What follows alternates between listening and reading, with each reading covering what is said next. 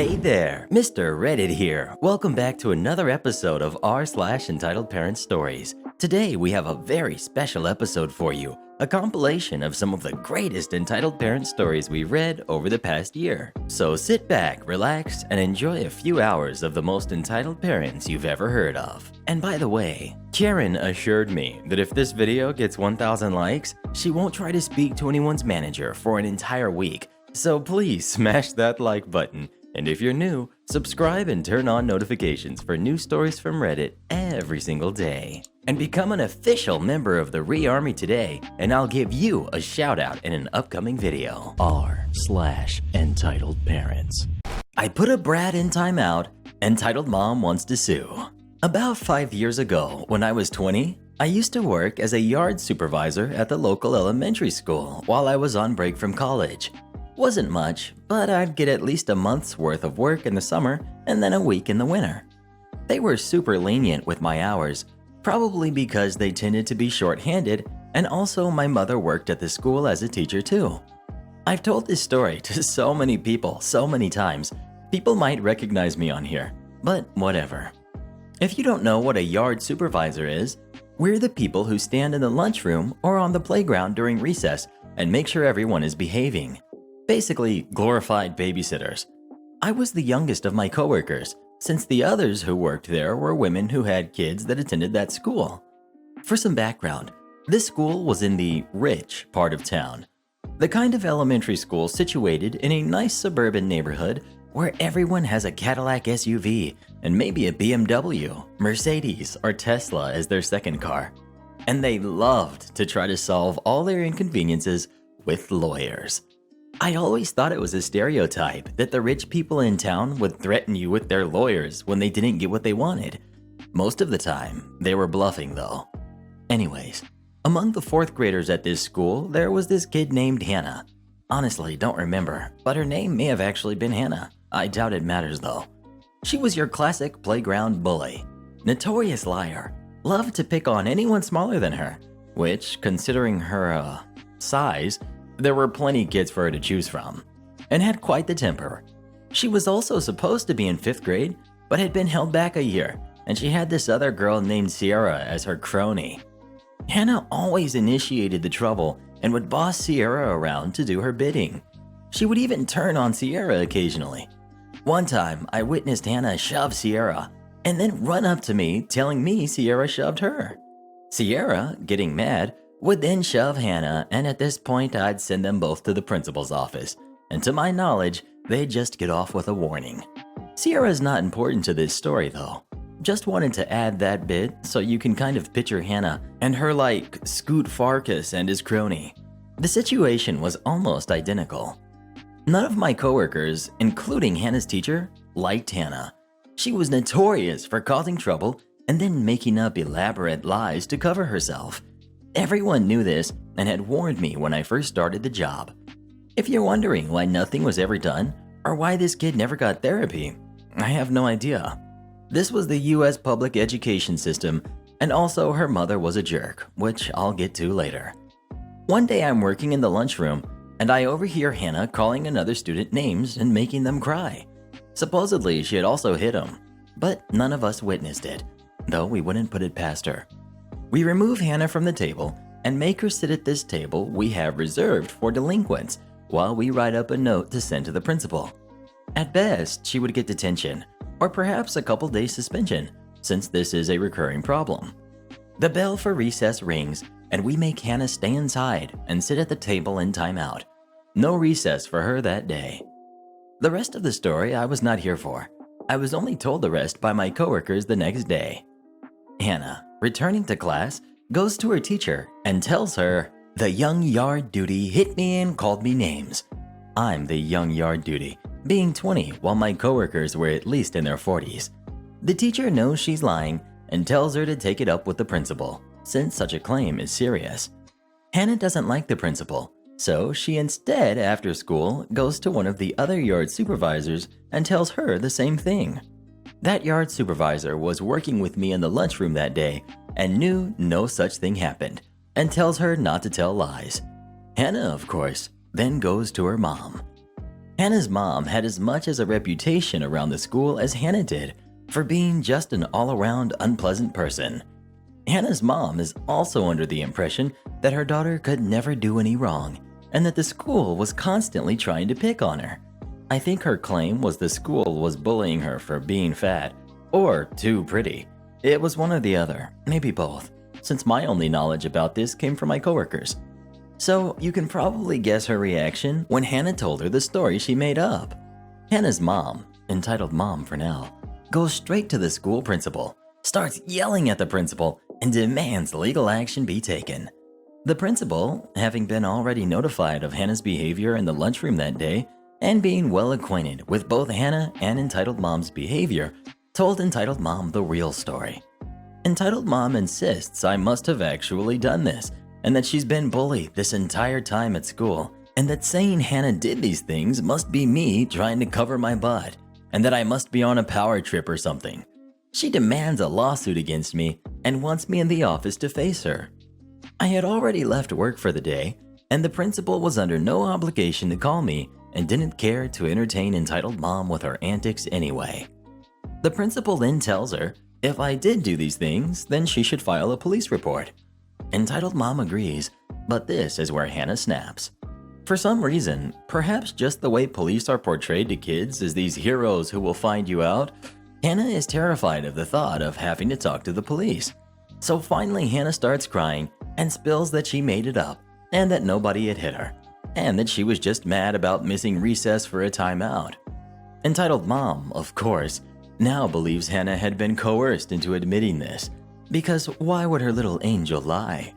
Entitled Mom storms out of the office, claiming she'll still get her lawsuit, and that's the last I hear about her. No lawsuit ever came, thankfully, because I know my broke college butt would never be able to afford it. Many of my coworkers told me that they've had lawsuits threatened on them from various parents aside from Entitled Mom, but they never came to anything. It was almost a game for how many lawsuit threats you could get during your time at that school. One of my coworkers, before she ended up being fired for a claim Hannah made against her, that's another story. Principal didn't get a choice in it, and our school board, which was also just crappy in more ways than one, decided she had too many claims against her and that she should be let go, taught me a great quote from that ordeal. The bad apple doesn't fall too far from the bad tree. Have you ever dealt with bullies when you were in school? Please leave me a comment letting me know.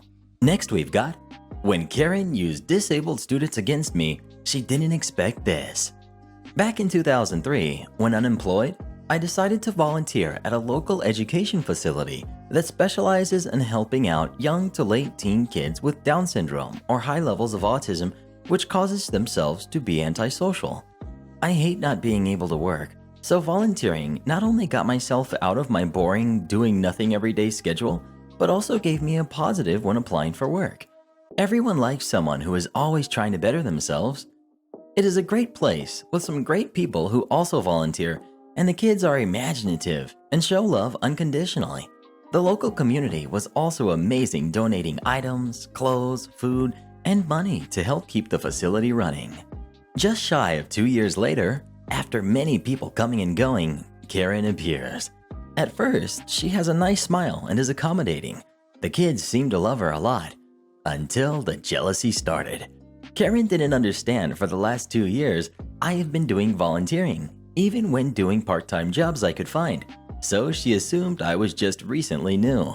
So when the kids always came to me to give hugs and tell me what they did that day and show off their art, well, Karen didn't like this, and she was jealous of my popularity with everyone. This started a spate of things happening. I was a smoker at that time. Not anymore, have quit since 7 years ago. Best thing ever. So a rule was to make sure lighters, matches, and cigarettes were locked away in lockers at all times. This included medication, mobile phones, anything that could be a bad thing in the wrong hands. Although the kids would tell anyone that something that was sitting out in the open that shouldn't be there was there, and we would put them away. But this one day, Karen had gone to the manager/HR administrator to say that I had left my cigarettes out with my lighter, an electronic one, which was unique. I was busy that day, so I was apologetic, as I could have easily forgotten, as you are kept off your feet constantly. but in the back of my mind, I had a doubt that I'm sure I put them in my locker. Over 4 months, every 2 to 3 weeks, something else was left in the open, or a door to the cleaning closet was left open after I had used the equipment inside. Each time, Karen had went to the manager/HR to talk about this. Karen has kids of her own that left after they hit 18, so at the time, I'm putting it down to automatic motherly defensiveness for the kids. The following month, one of the girls, we'll call her Jo, not her real name, had burst into the room crying, and her nose was bleeding. All the volunteers, including myself, instantly went to check up on Jo. She is looking flustered. Looking at me and gave a big yell, she ran off to hide. When Jo was flustered or upset about something, she would always hide, but she always came to me first to say why or to hint at why, but this time she didn't. And then Karen burst in. "How could you do this to Jo?" Devil eyes peering at me. I am taken aback. "What? Who? What do you mean? What happened to Jo?" She replied, "I can't believe I just watched you 5 minutes ago sock her in the face." And she rushed off to the manager/HR. I'm standing there, unsure of what the heck is going on. Jo in the corner somewhere behind boxes crying her eyes out. Some new volunteers are looking at me as if I'm bad, and the other kids are looking perplexed because I've never done this at all before. Even with Down syndrome, they understand most of what is going on around them. Manager comes in quickly, looking angry, which is understandable hearing what Karen told her. Asked me why I did this. This shocked me hard because here's the manager who's known me for the last 2.5 years and instantly thought I could do something like that. I deny it, of course. I have been in the room for at least 25 minutes. The others couldn't corroborate, as we are always busy and we don't notice small things like who is in the room and for how long. The manager goes to Jo and asks her. She looks at me and instantly sobs her heart out again and says with a stammering, "Yes." This hit me harder than the manager instantly thinking I could do this. Jo has been like a little sister who would tell me everything and always came to me when in trouble. So police were called, everyone given information. Jo was too scared, still in her place of hiding, so I was effectively let go pending an investigation. Hardly anyone gets reinstated after any type of investigation, but Jo's parents were seemingly at a loss for words and didn't think I could do this, and after talking to Jo on their own, they dropped charges. But the damage was done, and I was asked to never come back. Later found out that Karen and her jealousy was telling other newer volunteer staff that I was always breaking rules and leaving dangerous stuff about. She had watched me at my locker, digital number keypad type, and saw my pin for the locker and left things about, including the lighter and cigarettes, all because the kids would always come to me.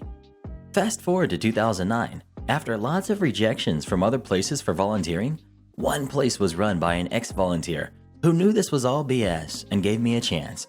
She was great and understanding. We would help all types of people in the community to do events for charities, etc. I enjoyed it very much. One day, the boss came to me and said, "Oh, guess who is coming with kids today?" Karen. Since years back, Karen has moved up the ranks, so to speak, and had, through some rumors, forced the manager to quit.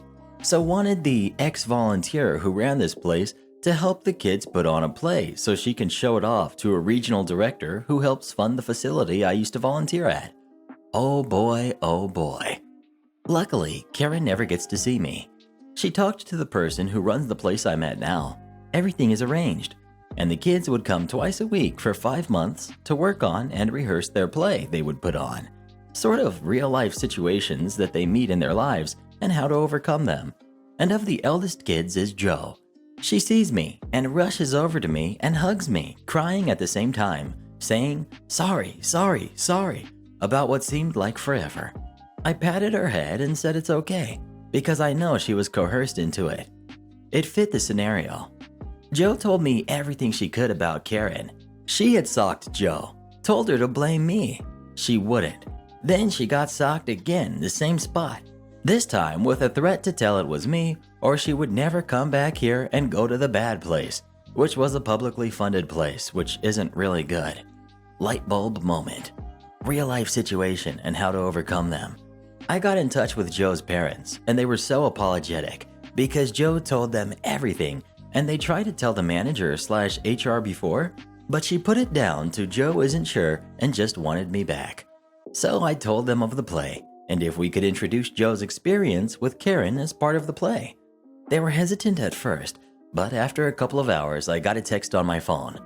Yeah, go for it. Take that lying jerk down. So months go by. Joe knew not to tell anyone about the play. It was a secret. Then it was time for the big night. Room is packed. Other groups did their choirs, plays, artistic dances. It was a great night.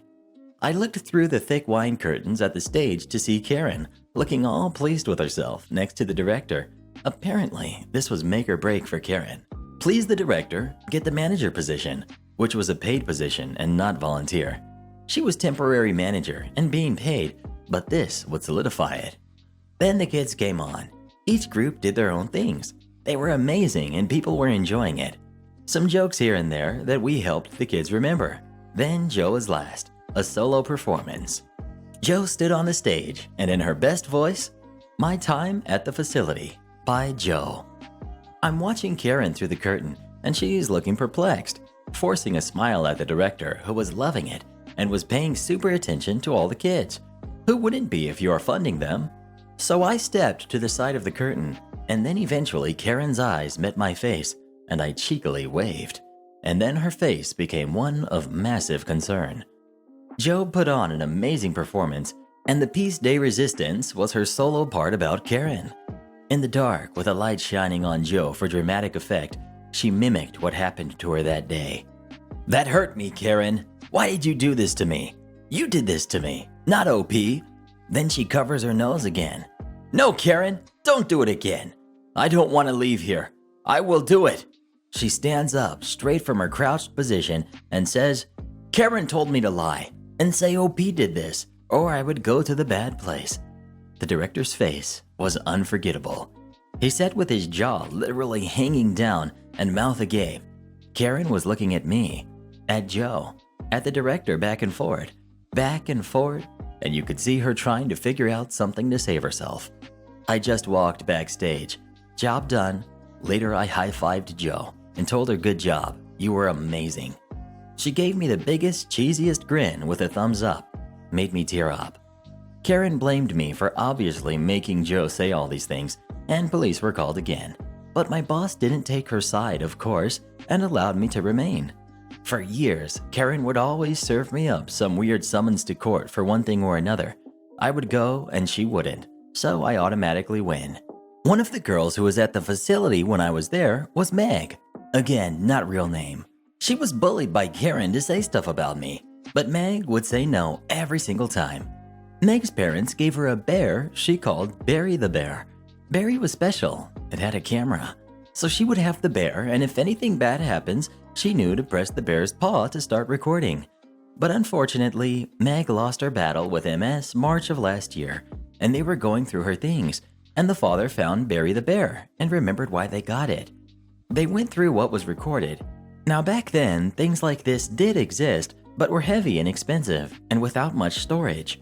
Well, Joe was playing with Barry the Bear as Meg allowed her to play with him. They were good friends. Joe must have accidentally pushed the paw to start the recording, and on the recording you could hear Karen in the background, the threats, etc. So Meg's parents told me about this, and that started me down the legal route to finally get Karen for good. It resulted in going to court, and after a day they found Karen guilty. She was banned and fined $50,000 and was to pay damages to me, Joe, and Meg's parents. Unfortunately, the stigma I received back then never did go away, and I can't still go back to the facility to volunteer even after the truth. But that is okay. I'm currently going to start another new job and will volunteer at weekends. But I know that Karen and her ambitious jealousy is now having the worst time ever.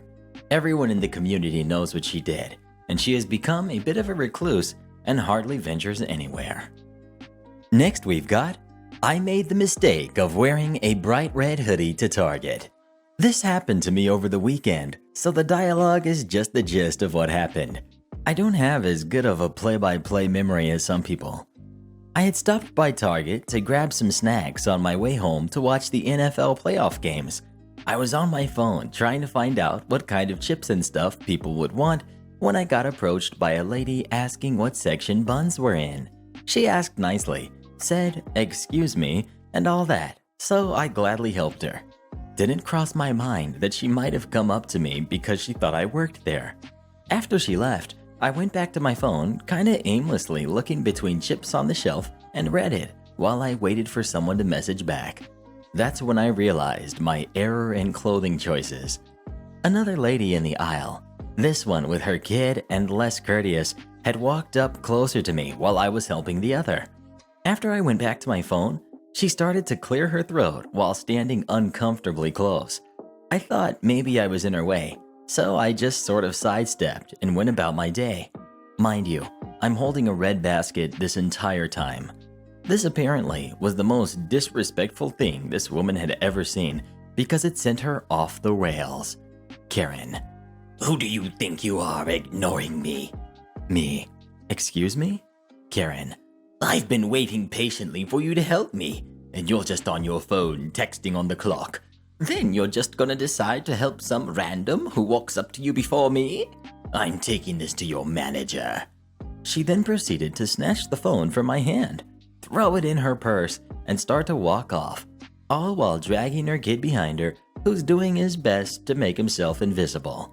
I ran in front, stretched my arm out, and demanded she give me back my phone. I told her I don't work here, and if she doesn't, I'll be happy to go find a manager for her. Karen: "I'll give it back to you after you get a manager. This is unacceptable." Me: "Ma'am, I seriously do not work here.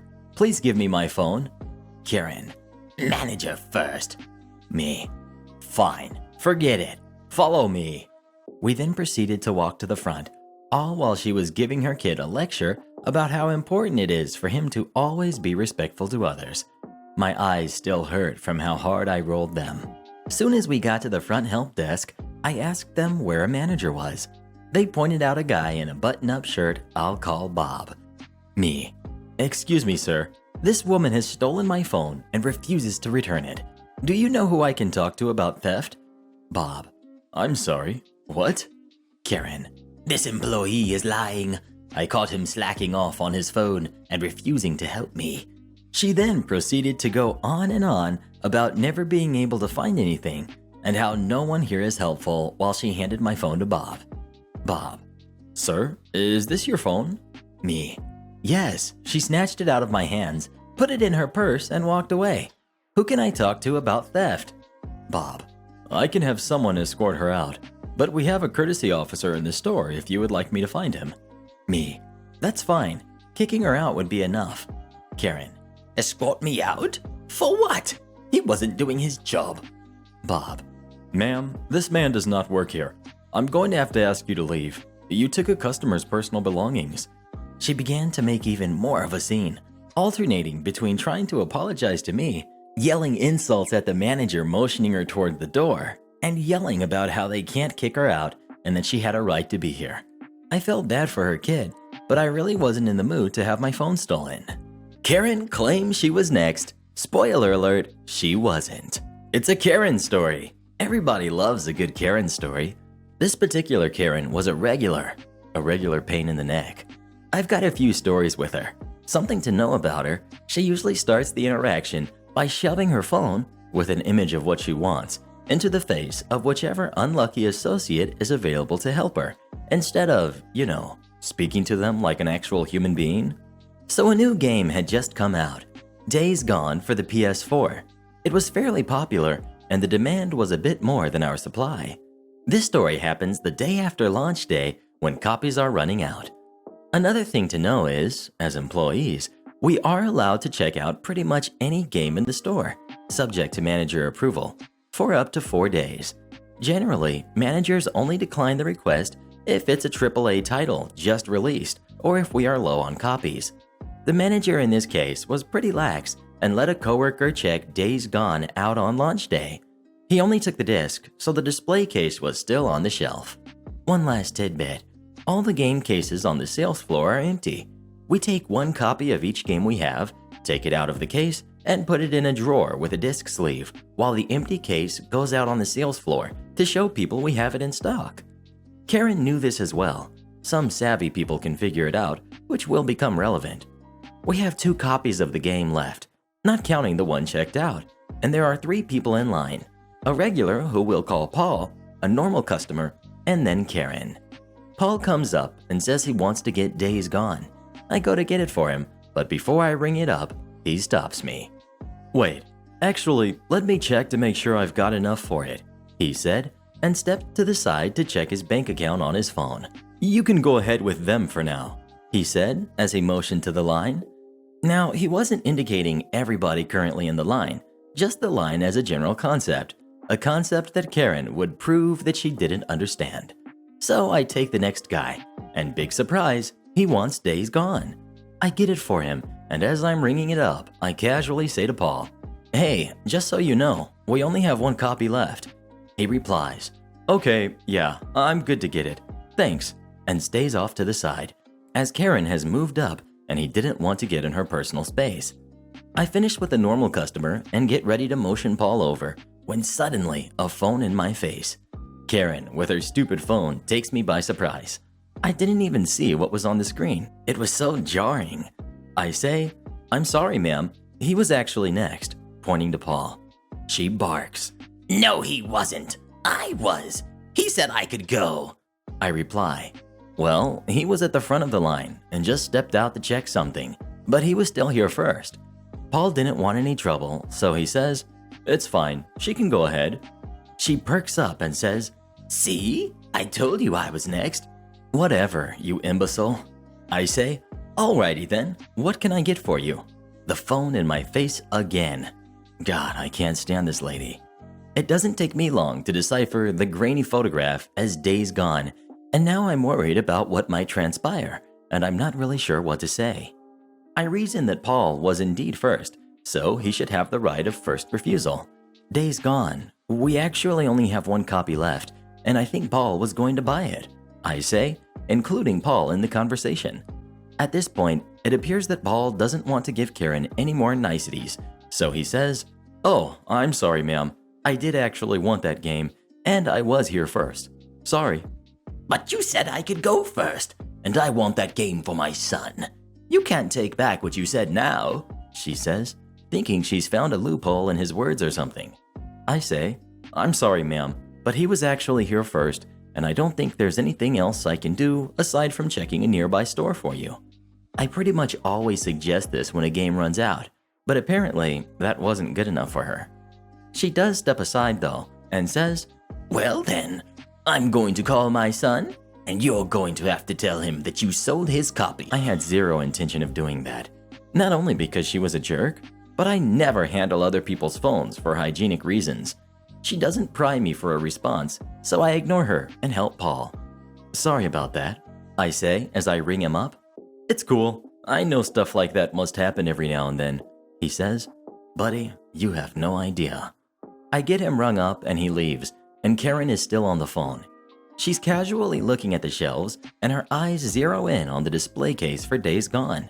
"Hey, what's this?" she says, and hangs up the phone, and rushes over to the display case and picks it up. "That's just the display case for the game, but we don't have any more," I respond. "Yes, you do. When you have one of these out, the real case, it means you have one left. I want it," she demands. I normally never mention the checkout process to customers, as most employees don't, since it just causes problems. But I would also not lie to a customer about it, rather I would deflect it. "I'm sorry, ma'am, but as I said, we're sold out.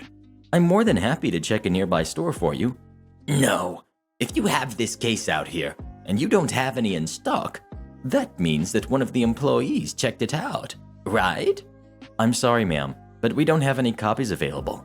"You didn't answer my question." "I'm afraid I can't answer that question for you, but we don't have any copies available." "Well, I'm going to assume I'm right then." "Good job, genius." "I demand to know which employee has it." Now, I've had incidents with her before, but she had never demanded something so insane as this. "Ma'am, I'm truly sorry, but we don't have the game. We just don't have it." I know one of you has it. It's you, isn't it? You're the one that checked it out, probably. You have to go home right now and bring it back. I'll even be nice enough to wait for you." I honestly didn't even know how to respond at this point. Luckily, my manager had just come back from break. She rolled her eyes when she saw Karen because she always causes a ruckus. Your employee here is refusing to sell me the game he has checked out. That's terrible customer service." Karen barks at Lena, my manager. Lena steels herself and says, "Give me a moment to clock in and I'll be right with you." She goes in the back to put away her purse, comes back and clocks in. She turns to me and asks me to bring her up to speed. Karen tries to butt in a couple of times, but Lena just casually tells her to wait until I'm done. After I finish, Lena says, "Well, I'm sorry, ma'am, but it looks like we're sold out." Almost happy that she had let the game be checked out since it ticked Karen off. "I can check to see if another store nearby has it for you." Karen was livid. "No, that's horrible customer service. I know he," points to me, "has it at home. Make him go and get it." Lena says, "Ma'am, please keep your voice down or I will ask you to leave the store." Karen calms down a bit and says, "But you can't treat people this way. It's not fair. You have this case out here. It's the original game case, so I know you have one copy left. I'm sorry for yelling, but it really is poor customer service if you don't let me have the game." Lena looks almost saddened at Karen's state and decides to level with her. "Look, Karen, yes, there is one copy of the game in our inventory, but it is currently unavailable to sell. Not that it matters, but OP here is not the one who checked it out. However, it is a privilege that we get as employees of the store, and there's nothing wrong with us exercising that privilege. Now, I'm sorry that we don't have the game available for you today, but the best I can do is offer to check if another store nearby has it." Karen finally seemed to realize that her tirade wasn't helping and relented. Lena called a store 10 minutes down the road and had them hold a copy for Karen. Karen didn't apologize for her behavior though, as this was not the last incident I had with her. Would you have gone home to get the game for Karen? Please leave me a comment letting me know. College professor grades me incorrectly, then harasses me online. I have been debating on posting this story for the past couple years now, and this happened in the middle of my college career. I often find myself thinking about this insane woman and the ridiculous things that happened during this class and the following semester, which is why I want to get this story off my chest and hopefully amuse some other people. This post will probably be pretty long because I need to describe all the insane policies/things she did while teaching this class, as well as the aftermath and how I got revenge. So buckle in. First off, I was a college student in my junior year when this incident happened. My college is a pretty good engineering school, and I am a STEM major. I was required to take a professional and technical communications class as a part of my degree. Basically, a class on how to write technical documents and give professional presentations. Now, as a STEM major, I consider myself a somewhat awkward person and do not like speaking to large groups, so I knew this class would not be enjoyable. I also have always tried to achieve high grades and work hard in my whole educational career, so while I knew I would not enjoy this class, I also knew it would be like every other class and I would try my best. I am used to difficult engineering courses involving math, algorithms, equations, etc. So while I knew this class would be different than what I was used to, I did not expect it to be overly time-consuming/difficult. Let me just say now, this class took more of my time than all of my other STEM classes combined together that semester. To start, this professor was one of those professors that believed the traditional way lecturing/taking notes was not effective. Instead, one time a week, she would split the class into groups of 3 to 4 students, give each student a section of a chapter to read, and we would give a short presentation on the material to the class. Now, I understand this was basically a glorified speech/writing class, so I understood where she was coming from and did not complain. However, for every single presentation like this, remember 1 per week, there would be a total of 3 grades for it. She would grade our presentation, a random student not in the group would grade our presentation, and we ourselves would grade our own presentation. This meant that missing even 1 presentation resulted in 3 zeros, so I knew I had to try my best to never miss a class. Obviously, we would always give ourselves a 100 when we self-graded, and the random student chosen would always give good grades, but she would always find something wrong and give 80s.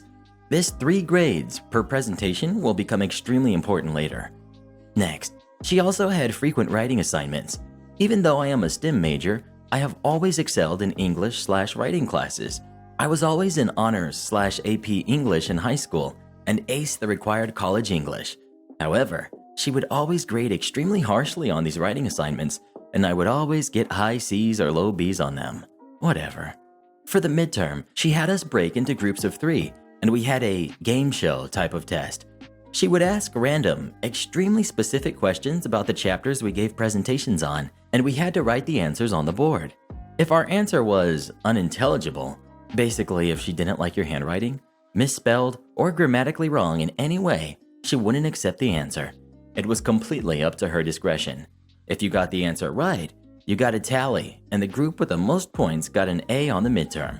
The next group got an A-. The next highest group got a B+, and so on. This is hands down the strangest and worst way I have ever seen an exam being given during my college career. But whatever. My group got 3rd, so we got a B+. She also had other random miscellaneous assignments throughout the semester she considered to be in different categories.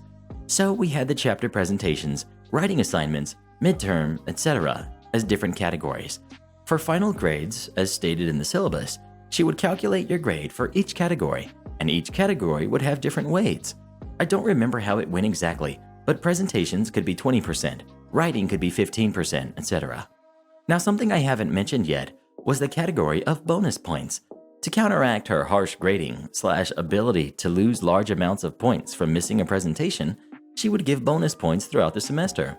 So I knew I needed to get as many bonus points as possible to guarantee an A in the class. There were various ways to get bonus points, but I remember the strangest was a basketball completion we had in class that involved throwing paper balls into a trash can that ran across the room, and a paper plane making competition during class. Tuition well spent. During the basketball competition, I was the only one to make the paper into the basket, and honestly, it was super lucky, but worth a ton of bonus points. When I successfully made the shot, I was shocked and could tell she didn't expect anyone to make it, but she acknowledged that I had earned a large sum of points. At the end of the semester, she claimed she would apply the bonus points to whichever grading category we were the lowest in, so it would help our grade the most. Another thing I have not mentioned is that my whole life I have suffered from general irritable bowel syndrome, IBS. It was so much worse when I was younger, and certain foods trigger it more than others. I mostly have it under control now, but there are still days when I will get diarrhea and stomach pains and I cannot leave a bathroom for an hour. Well, one of those days happened during, you guessed it, one of the in-class presentations. I was unable to go to class that day, which resulted in 3 zeros. Before class had even started, I emailed her explaining that I would not be able to make it to class, and I asked if I could make an appointment with her to discuss it. I knew I would be getting those 3 zeros, so I wanted to show her I wasn't just giving class, and I wanted to be as proactive as possible. I had a meeting with her where I explained I have IBS. At the time, it was my mistake of not having it officially registered with my university that I have IBS, but I told her I could easily get her a doctor's note if she would like one. At the time, I was still seeing my pediatric gastrointestinal doctor that I had been seeing since I was a baby, so he's had to write me many notes for school in the past. She acted like it was all fine, and she said she would exempt me from those 3 zeros. Even if she wasn't going to remove the zeros, I knew I had about 400 bonus points to make up for it. However, her next ridiculous stunt was about to be performed. About 3/4 of the way through the semester, at the beginning of class one day, she informs us that one of the students in my class had gone to the dean, her boss, and stated that the bonus point system was unfair. She informed us that all of the bonus points we had accumulated would be unusable because that student had broken the chain of command and not come to her with the issue. This was a major red flag to me. This was a small class, about 15 students, and throughout the semester, we had been complaining to ourselves about her, complaining about all of the work we were being given, how she grades harshly, and the dumb midterm. As I stated earlier, this class was more time-consuming than all my other classes combined. I believed she had developed a grudge against our class and wanted to take away our bonus points as a punishment. I later found out that no student had gone to the dean about the bonus points, so I can only conclude that I was correct in assuming she just hated our class. She stated that even though we wouldn't get any bonus points, she would drop the lowest grade from a grading category, such that it would help our grade the most. Now it was at the end of the semester, and we would be getting our final grades. There was no final exam for this class. There was a final project that was equally as ridiculous, but I've already said enough about this class's structure. But during exam week, I received an email from her. It basically said that she was unable to exempt me from those 3 earlier zeros because it was unfair to the other students in the class. She was careful to word her email so that she did not admit she had ever exempted me from those zeros.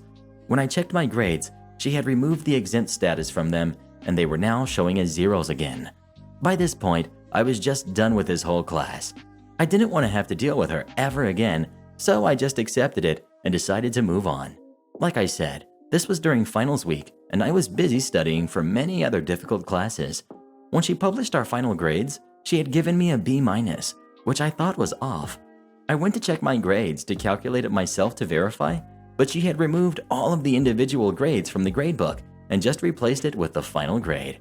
This was a massive mistake on my part because now I had no way to verify it. However, like I said, I just wanted to be done with all of this, so I grudgingly took the B- and moved on. I had a feeling that my grade seemed a little low, and I knew that with these bonus points she had taken away, I could have at least had a B+ or possibly an A-. The next summer rolls around, and I had a class with another student from that previous class. As we were talking, we started discussing how dumb that class was, and he mentioned he also got a B- in the class, which he thought was low. He also mentioned how over the break, he tried to leave a review for her on one of those college professor review websites. However, he noticed his reviews would always be strangely removed from the website, and there would be many more high-ranking reviews following it. He suspected she was reporting bad reviews of herself to the website to somehow get them removed. There's a feature for this under every review, and then making positive fake reviews for herself. Well, I decided to make an accurate review of my experience of the class, which was obviously negative. I was stunned to see that minutes later, it was removed for violating the terms of service. I then began trying to make more negative reviews, and I focused solely on the way the class was, instead of reviewing her as a person. Each and every one of my reviews got taken down. In its place was a new review, exclaiming how great the professor was, and how some students were out to get her. This seemed to be directed at me, trying to make a negative review. But again, I was just describing my negative experiences with the class. I then began to get angry and tried a loophole in the system. I gave her a negative review, only containing one sentence that I was sure would not violate any of the rules, and I reported the negative review myself and gave a BS reason for reporting it. I found that a review could only be flagged for review one time, and once it was verified, nothing could be done to remove it. Using this method, I got a few negative reviews to stick and diminished her perfect rating on the website. I could tell this made her mad, as a flood of positive reviews came in. However, these new reviews became oddly specific. It seemed that many of the reviews were directly referencing people in my class. Since this website is all anonymous, I believe she realized it was someone from our class because in my original reviews, I mentioned she had taken away our bonus points.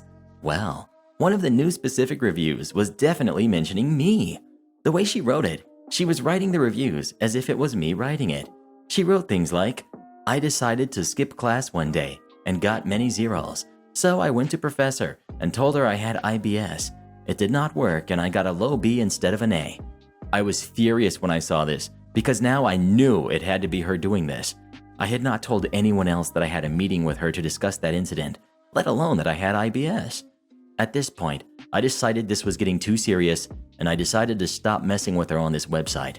I now believed this lady was insane and I did not want to press her further. So I was satisfied with a couple of negative reviews I got to stick, and I thought that was it. I'm so glad that wasn't the end, because this is the beginning of my revenge, even if I didn't know it at the time. The next day I get an email from the Dean of Students saying that I was required to meet with them to discuss it. I was extremely surprised by this, and I already suspected it was related to this lady and the review website. Before this meeting, I had to call the office to acknowledge I had received the email and set up a meeting time. I asked the receptionist over the phone if she could give me any more information on why I was meeting the dean. I played dumb on the phone, and she said they had received an email from the review website saying that I specifically had been harassing her online.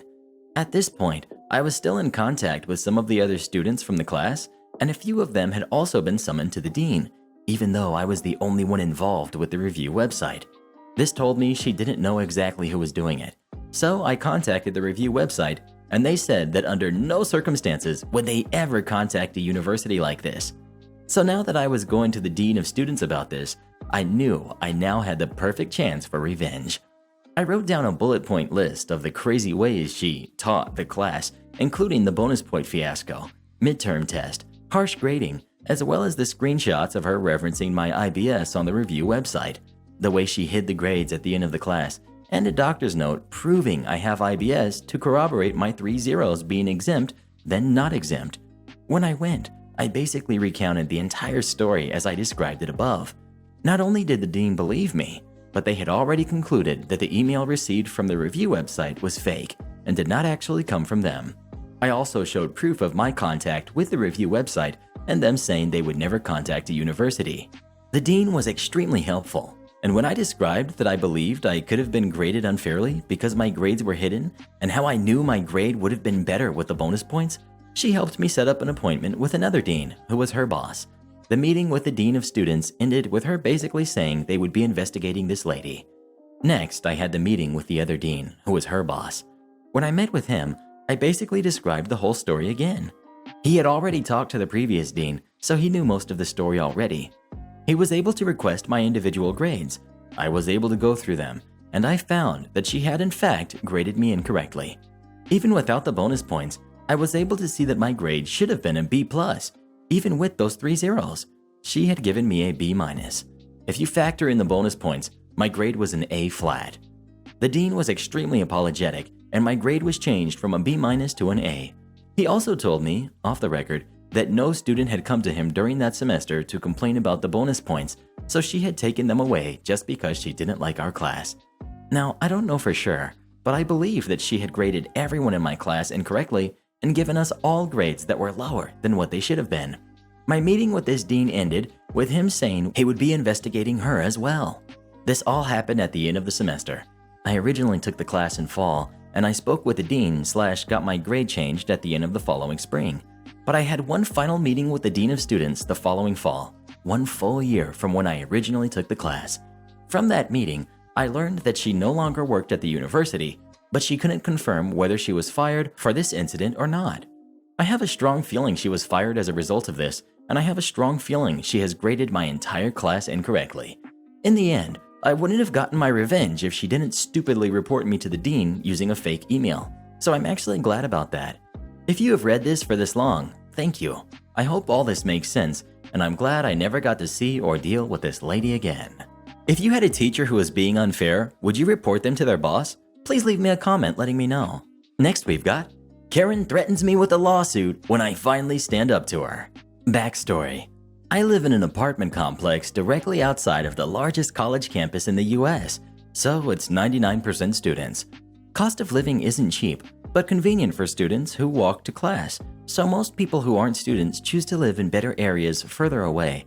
As for the quality of our apartment, it's truly a waste of money. We've lived here a couple years now and have had awesome neighbors and no complaints of noise. I have an upper and lower neighbor and can barely hear the upstairs neighbor ever, and I know they party in their apartment. This mother moved in with her 3 kids a couple months ago and have been nothing but trouble for everyone around them in the complex, specifically my boyfriend and I, because we live right above her. We both work full-time and are students and rarely have company over, but if we do, there's maybe 1 or 2 people. The weekend she moved in, we had 1 friend over, weren't watching TV, weren't partying, and were just chilling on the couch, chatting at a totally reasonable, sober volume. I haven't met her at this point, and she spent nearly an hour banging on her ceiling continuously. Eventually, my boyfriend went downstairs to ask if everything was okay, and she ripped him a new one. Her kid's bedtime is at 8 p.m. We shouldn't be talking and laughing this late, etc. Whatever, we just assumed we were louder than we thought and tried to quiet down. 20 minutes passed, and she was banging on the ceiling again. I know we were talking normally, and I knew the walls aren't that thin. I decided to just go out to the bar to hang out because this lady was obviously stressed and it wasn't worth it. Fast forward a couple days, my boyfriend and I had to work at 5 a.m. He gets up at 4 and gets in the shower. She started banging on the ceiling again. It was enough to wake me up. Like most, I don't want to be woken up at 4 a.m., and after banging on the ceiling for 5 minutes straight, I go down there and ask her what's wrong. She said my boyfriend turning on the shower woke up her entire family.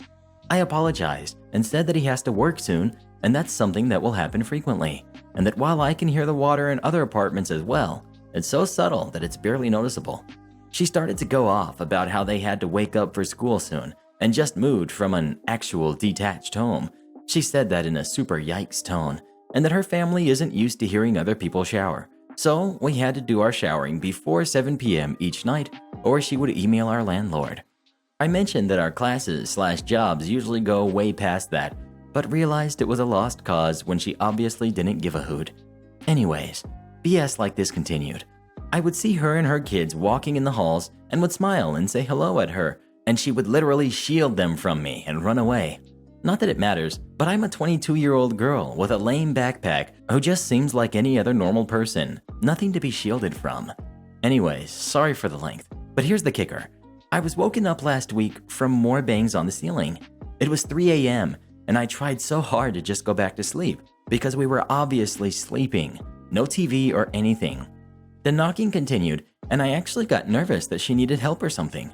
I woke my boyfriend up, a deep sleeper, and said I was worried, and he said he's done checking on her for multiple reasons, and to just go back to sleep. I couldn't sleep and thought since we weren't making noise, maybe she needed help. I went down there and knocked on the door. She opened it, and I swear to everything, blurted out, "You winch!" Literally, you winch. I was obviously appalled, not even because I was half asleep, and just sheepishly asked if she was okay or needed something. She said snoring has kept her and her kids up all night. I kid you not. I watched her go to her couch, it was in perfect view of the front door, and grab her sleeping kid off of it and screams, "He's been up for hours because somebody in your apartment won't stop snoring." The baby definitely looked like it was very asleep, and she grabbed him and I just went off. I don't know exactly what I said, but it was basically about how she's crazy for expecting other people to not be human and make human noises when she moves into an apartment. I don't like confrontation, so my version of going off was more like nervously saying how it is. She then told me to come in to listen to my boyfriend snore, and I stepped in a tiny bit and didn't hear anything. Like I said, I'm a light sleeper. My boyfriend breathes heavily, but in no way does he really snore. I couldn't hear a darn thing from her apartment. I told her that, and she got mad, told me to step in her room and sit on the bed, and that I could hear it much better. I obviously refused and left. The next day, my car was entirely buried in snow. I'm from out of state, and mentioned that to her before, so she knew me from my license plate.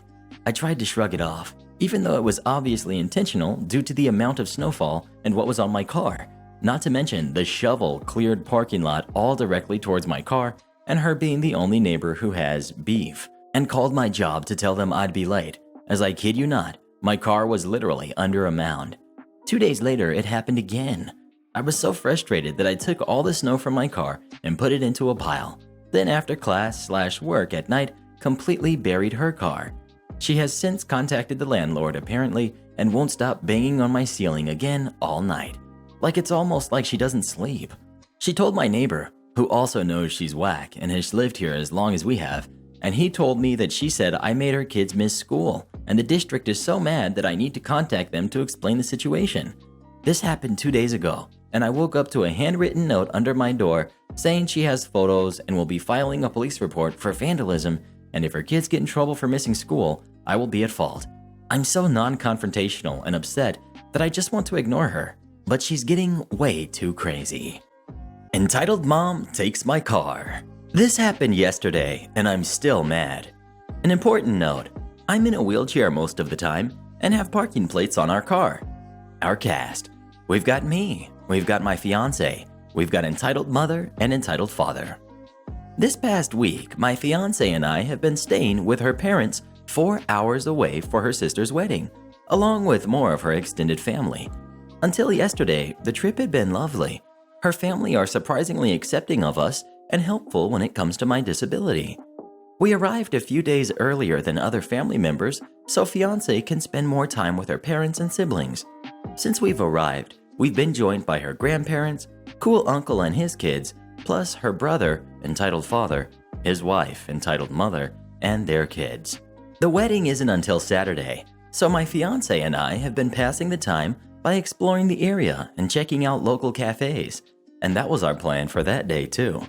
We woke up around midday, and after doing our makeup and getting dressed, we go to the driveway to find our car gone. Naturally, we start panicking and frantically asking everyone home if they know what happened, including Entitled Father.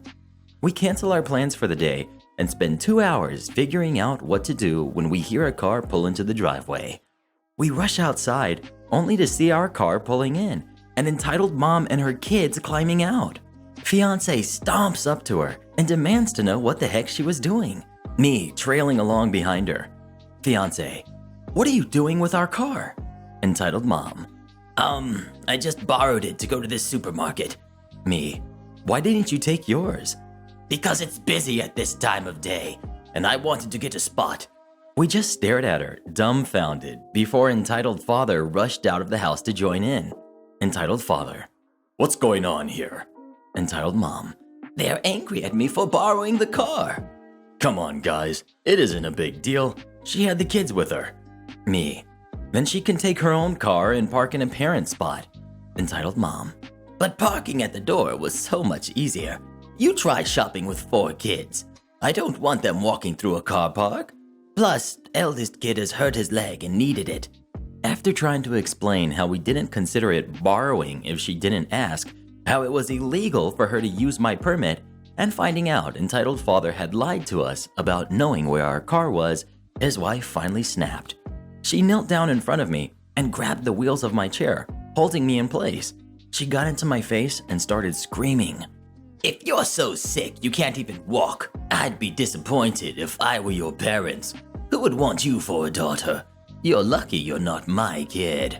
I had enough at this point and started crying. I can't handle things like this, and I'm the first to admit I'm a crybaby. Here is when fiance's parents rush out of the house to see what's happening, and Entitled Mom turns on her own waterworks. She starts crying about how we're awful and selfish, and we'll never understand how hard it is to raise kids. Fiance's dad made her get her shopping bag out of the car and got our keys off her.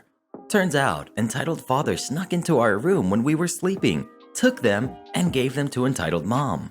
The rest of the day, she was awful to the two of us, even tipping a whole glass of milk on me. After talking with fiance's parents about how uncomfortable we were staying with her while she's being like this, we made the decision to check into the local hotel for the rest of our stay. And here's the cherry on top. After packing our things and getting in the car, we noticed that Entitled Mom had removed our heart-shaped Pride air freshener, taken down the photo of fiance, me, plus a bunch of our friends, and messed with our radio. She also peeled off the sticker of the Team Instinct logo we had on our dash, along with throwing the Pikachu plush we had on there into the back of the car.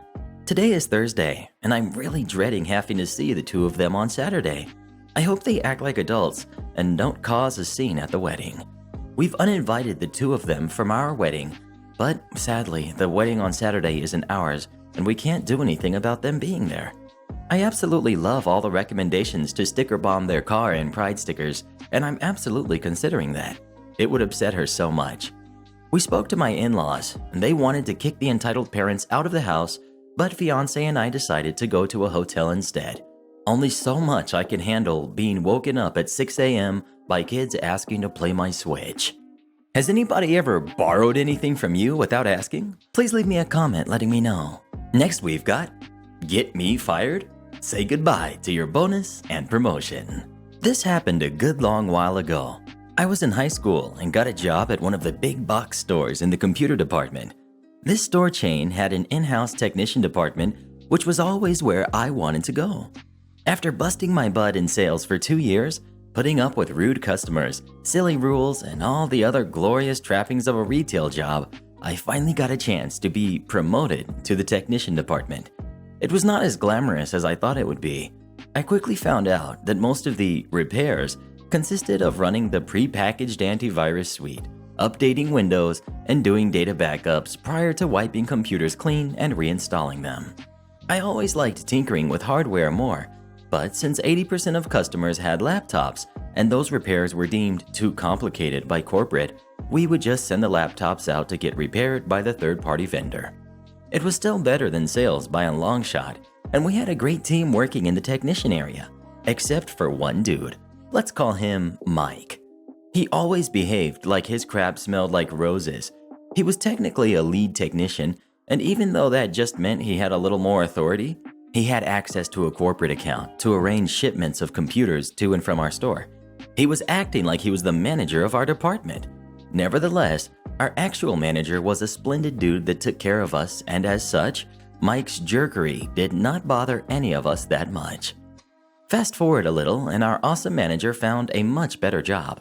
This opened up a spot for a manager, and since the whole store supervision was going through a shakeup, the general manager had been fired, and all the people he hired, 90% of managers, were under review. This led to everybody trying their hardest not to mess up, and the new general manager decided that since our department was one of the best in the district, he would not try to hire an outsider, but would promote from within. Now, Mike was working at this store for almost 10 years at that point, and a couple of people that started working with him as sales associates were by this point managers and assistant managers. One of them, Brittany, was an assistant manager in charge of customer services and checkout. One of the conditions for Mike's official promotion to manager was to keep the #1 spot in the district performance-wise. One of the key metrics was the rejection rate from our third-party vendor. If we mistakenly sent them a software problem to fix, they would charge us extra. Mike started obsessing about those numbers, especially when it came to the rejection rate. He insisted that we would spend extra time to confirm issues even when there were recalls from manufacturers for these items. I hated this bureaucracy, since it meant that people needed to wait almost the maximum allowed time to get their computers back. So a few times I skipped the extra diagnostics when I knew for sure the problem was hardware. One day, Mike decided to do an audit on all outgoing machines and found out that I've sent 4 units skipping his extra checks. He told me that he will write me up for it, but when he tried, General Manager told him that he is not a manager yet, and I have shown to the GM that I followed the corporate procedure in diagnosing these units. I thought that was the end of this, but I was sorely mistaken. Mike hated that I showed a GM that Mike's procedure was inefficient and that he was denied power over me. About a month later, I got a call from Mike asking if I could come to the store on my day off because there was an issue with a customer. When I came in, I was greeted by Mike with a crap-eating grin, and he told me to wait in the back and not to work on any computers. After about an hour, Mike and Brittany came in and asked me to head to the front office. They started an official write-up process and claimed that I have made a mistake creating a backup of customers' data and have placed a DVD with no data on it into the box that was returned to customer and then wiped his PC clean. I knew it was BS, since I always copy the data to an external hard drive, run antivirus to make sure that nothing bad got copied, and then burn DVDs. Yet, when I asked to check the external hard drive, Mike said that due to my negligence, I was not allowed back in the tech area. He went to check the hard drive and said there was nothing on it. At that point, I knew he was BSing, but him and Brittany were hard-bent on completing the write-up. I have asked for a senior management to be present and was shot down again. Turns out GM was on vacation. They completed the write-up and told me that due to the egregious error that cost the company tens of thousands of dollars, I was not allowed to work in the tech room and I would be relegated back to the sales floor. I told them to shove it and submitted my resignation on the spot. I later found out that a week later, they gave the customer the data that was on the hard drive all this time. Mike simply erased the DVDs. I grabbed a rewritable DVD by mistake for that backup and waited for the customer to come back and complain. I have also called the corporate HR line and told them what happened. They said that since I quit with a letter of resignation, they would not launch an investigation, but they have received and recorded my complaint. Through luck and the fact that I was a good hardware tech, I landed a job at a shop that did hardware repairs a week later and started in another week. Turns out, this depot was the service center that covered the entire district, and they had the master contract with the big box chain where I worked. Since I have worked as the tech in that store, I was more than familiar with their labeling and ticketing system. For tracking purposes, the label included the store and technician number. After a couple of weeks, I gathered some goodwill at my new job and started trading the units with my colleagues to work on as many units from my old store as possible. Over the next 3 months, I made sure that every single unit sent in by Mike would come back with an extra charge. Also, it turned out that Mike, since he was in charge of shipping, would sometimes steal other technicians' tickets to boost his personal performance numbers to secure that manager position. Well, that bit him in the butt hard. There was one week in particular where he sent in over 15 units out of 20 to get fixed, and 15 units came back with extra software charge. I have also kept detailed records that proved that Mike did not follow his own policy of extra checks. When the performance figures came out for that quarter, store crashed into 5th place from number 1. Mike missed out on his promotion and a big bonus that was promised to him. A good buddy of mine from the store got the manager position a few months after that, and I have explained to him how to reduce the number of software charges to almost 0. So he looked like a superstar. Mike was first relocated to lead technician, then he was either let go or he quit. I'm not sure. Last I heard, he started his own mobile technician business that folded after a year. What I didn't know is that this whole incident with Mike messing up led the GM to review everything Mike did, including my write-up and dismissal. As it turns out, they did not even register the write-up since I quit on the spot and buried it. The only way GM was able to find it is because of the HR complaint that was filed against both Mike and Brittany. GM was not very pleased that they went behind his back to get rid of someone and fired Brittany. He was a very decent man who called me later that day and apologized and even offered me my old job back. I thanked him, but I was making more money at the new place and did not have to deal with the customers, so I passed. Have you ever had a boss that you just couldn't stand? Please leave me a comment right now letting me know. Next we've got, guy scams me online, he loses, I become a hero.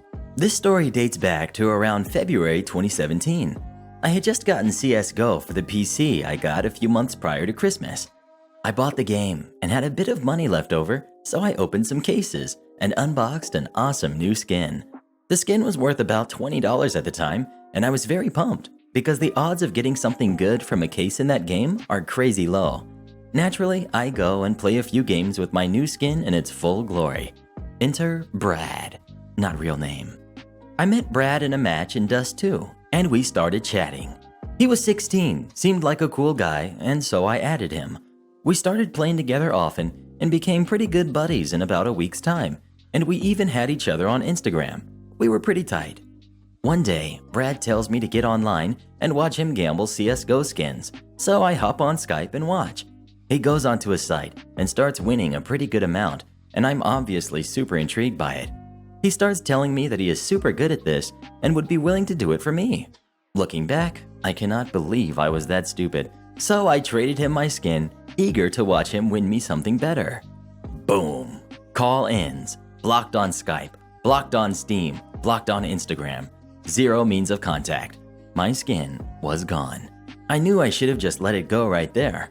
I had learned a very valuable lesson for the low price of $20, and I could drop it and move on. But I was actually really hurt by the whole ordeal. I thought we were friends, and it really upset me. I instantly start messaging mutual friends of me and Brad, and the ones that also didn't get blocked instantly either ignored me or called me an idiot. I made another Steam account, added him, and tried begging. No luck, blocked again. I reported him, which obviously did nothing at all. I was completely out of luck. But then, after a day or so, the feelings of disappointment washed over and anger started to take its place. I was gonna get this guy back. It quickly became a bit of an obsession to get back at this guy in any way possible. I tried angry emails, obviously didn't work. Tried to lurk on Facebook, nada. This went on for about 3 to 4 days until I nearly gave up. What was so frustrating is that I actually had a lot of info on him and the city he lived in, and it was getting me absolutely nowhere. I was nearing giving up till I tried what I thought would be a Hail Mary option. I went on Yellow Pages, put in his name, city, and hit enter. There was exactly one result that popped up in this massive city with this odd last name, and bingo. I look up the house and it's clearly a very wealthy neighborhood. Nobody who lived in a house like that would need to steal $20. So, with all the bravery and my 14-year-old self, I called the number. A lady picks up. Hello? Hello, ma'am. Does a Brad last name live there? She sounds very concerned. Yes, this is his mother speaking. Checkmate. I then proceeded to explain the entire situation to this guy's mom, who sounds absolutely furious at Brad and also terrified I have their home phone number. Then Brad's father comes in the room and she puts me on speakerphone so I can explain the whole story to him. He is livid at Brad. He tells me through audibly gritted teeth that he is going to sort it out and to stay on my computer. About 5 minutes later, receive a friend request from Brad and also a trade invitation where he was not only giving me my skin back, but more items, each one worth in excess of $200, and I accepted the trade. I get a call back from the number. It was Brad, faintly crying and apologizing for what he had done, saying that his father was very upset with him. The way he was talking made it clear his dad was in the room. I started to giggle a bit at how insane the situation was. I told him I'd forgive him if he sent me his trade history, which he did in a record pace. I saw the items he had in the trade history, added the guys I assumed he stole them from, asked them if they had been scammed by Brad, and then I surprised all of them by returning the stolen items. Next we've got, don't interrupt me when I'm trying to upsell. So we have a rewards membership. There's a basic version that is free and gives points on purchases, and also a pro version that costs $15 per year that additionally gives a discount on used games, monthly coupons, magazine subscriptions, and some other stuff. The rewards card is part of a tracked metric which we are told to keep above a good number, roughly 15%. So essentially, for every 100 customers you ring up, you should sell about 15 pro rewards cards. I had just served a customer who had already had a pro card, and as he was gathering his things off to the side, I started to take the next person. He didn't have a pro card, so I started telling him about the benefits. So the pro card would be pretty good for you since you're getting a lot of used games here. It gives a 10% discount on used games. Normally it's $15 for a year, but with the games you're getting, it's essentially only like $5. He was getting around $100 of used games. For a year, I explained. He looked like he was thinking about it. I went to get the games and put them in the case, and then resumed the conversation. So, would you like to sign up? It's a good deal if you come here often, I said. As I'm talking to him, Pro Guy butts in.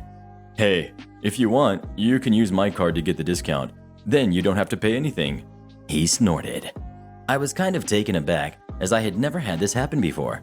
There was an established policy that said we are not allowed to have community rewards cards, which is basically just a card that some unscrupulous employee would use to ring up any customer that didn't have a card and didn't want to buy one, to keep their numbers up.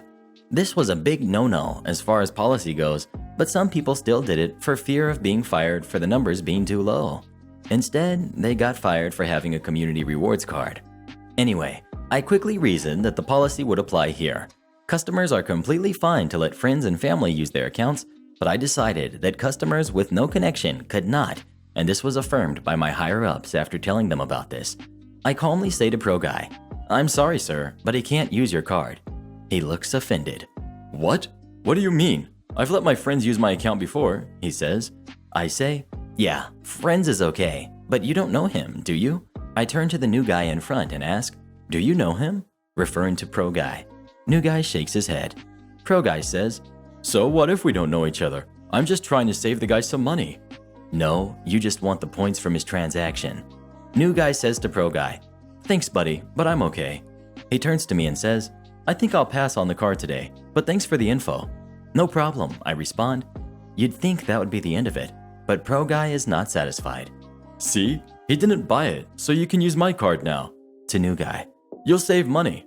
To me, and you'll keep your numbers up. It's a win-win. Some regulars know about the metrics, not many. I casually say, sir, I'm in the middle of a transaction. This gentleman has told you he doesn't want to use your card. Please let us finish the transaction. He does not like this. I can't believe you're talking to a customer like that. Give me the number for corporate. I can help you as soon as I'm done with this customer, sir. As I'm finishing up with new guy, my manager comes in from break and goes to the back to put her stuff away. I say to Pro Guy, she's the manager if you want to talk to her about it. Apparently, he didn't want to talk to her. I'm guessing he did something similar in the past and she told him off. I don't remember if he saw her as she was walking by, but perhaps he didn't. Otherwise, he would have said something. But after telling him that, he seemed to just drop it and left. I'm still curious as to what exactly his argument was going to be. The associate wouldn't let me stop him from trying to sell a rewards membership. Some people are so silly. Do you have a rewards card at any of the stores you shop at? Please leave me a comment letting me know. Next we've got, Karen thinks she can walk in my house and help herself to my dinner.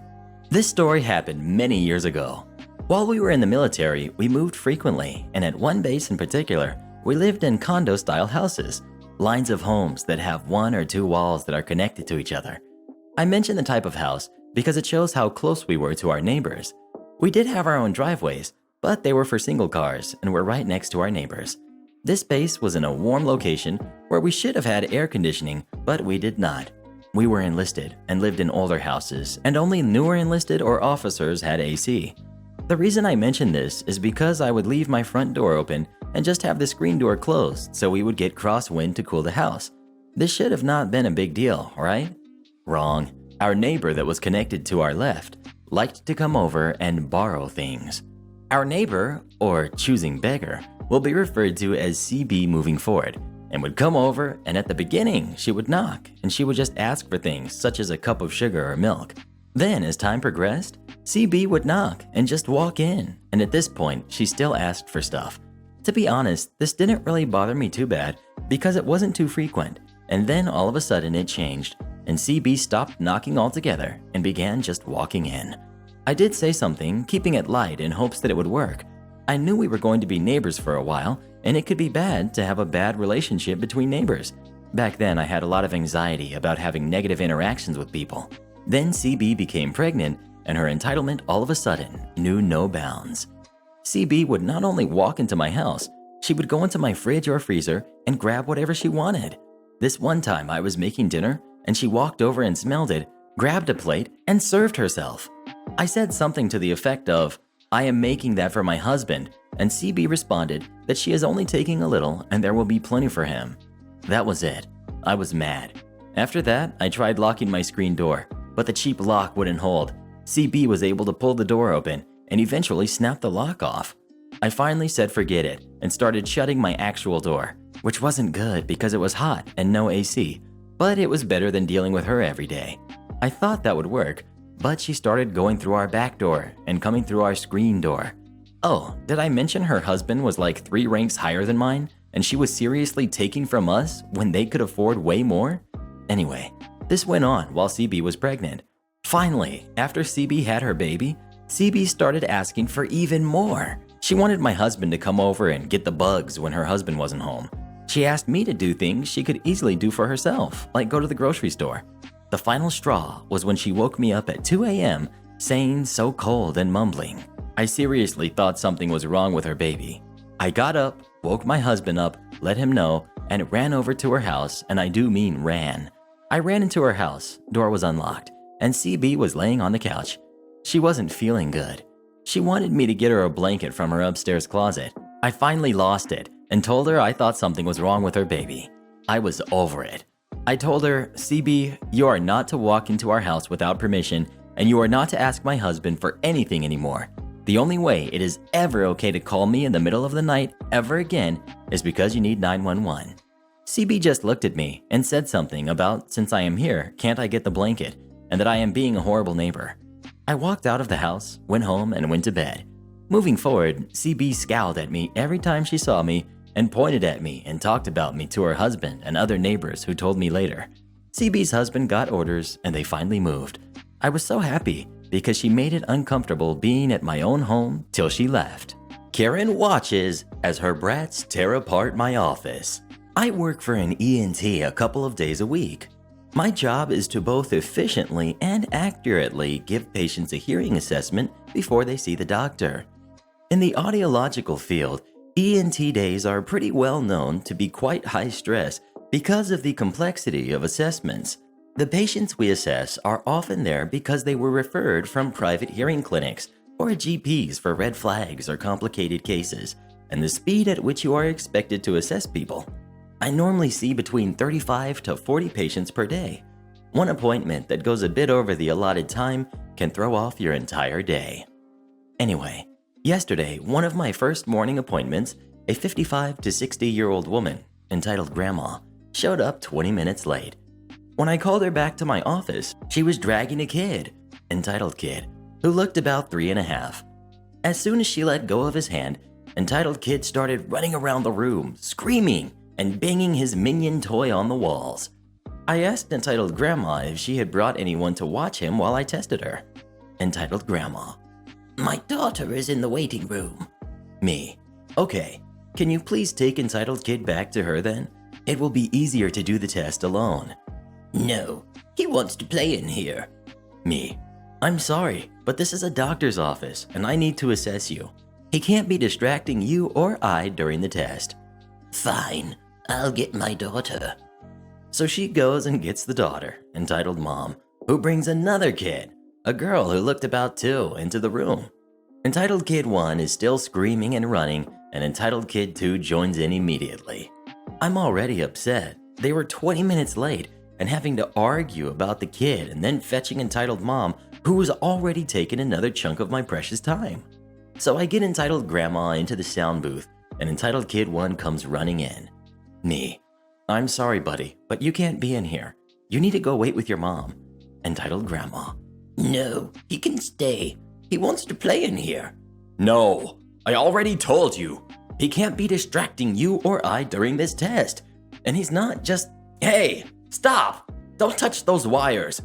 Entitled Kid 1 has started pulling out the wires plugged into the booth, and neither Entitled Grandma nor Entitled Mom do anything. I pull his hands away and guide him out of the booth, which he protests by screaming and throwing himself onto the floor. I lock eyes with Entitled Mom, and she continues to do nothing. Entitled Kid 2 has found the pediatric assessment toys and has dumped the entire bucket onto the floor. I chose to ignore this for the sake of time. While I am attempting to assess Entitled Grandma, both brats are causing complete havoc behind me. They're grabbing extremely expensive and high-tech instruments off of my shelves. They are taking hearing aid color chips and trying to rip them apart. They are throwing the pediatric toys all over the room. They are climbing onto my desk chair and knocking over everything in my desk.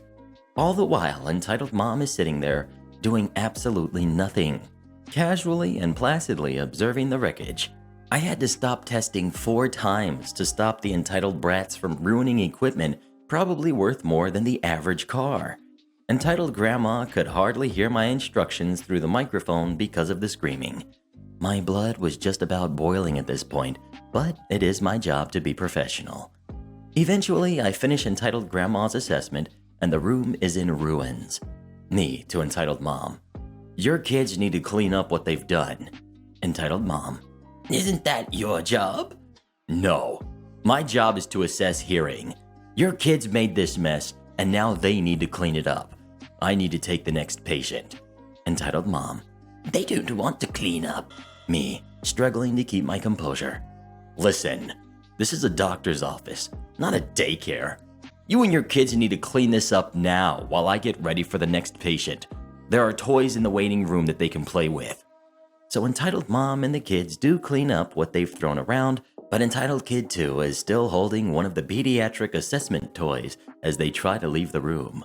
Me: "She still has a toy in her hand. I need that back."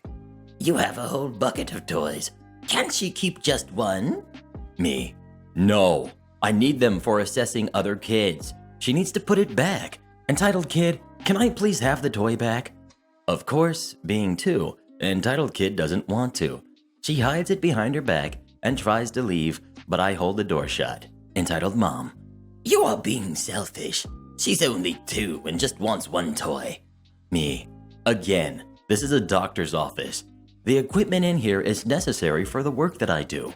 If you do not give the toy back, I can't imagine the doctor will allow you back to this practice." Entitled Mom still doesn't see this as a problem. So I reach down and pry the toy out of her hand. She screams and throws herself onto the floor. I open the door to let them out. Me: "Have a nice day." Entitled Mom: Death glare. If you had kids, would you let them play with toys in the doctor's waiting room? Please leave me a comment right now letting me know. Next we've got 2 ladies scream at each other across the checkout lines. Several years ago, when I worked in retail, this incident is what stands out and is by far the craziest story from my retail experience. The 2 most important characters of this story: we've got Mom Lady, a woman who came in and almost always had 5 boys with her. While one kid was in the cart, the others would run around and yell and be underfoot. Kinda makes you reconsider having kids. Deputy woman, lady in her 40s to 50s and is a deputy in the police department, or so she claimed.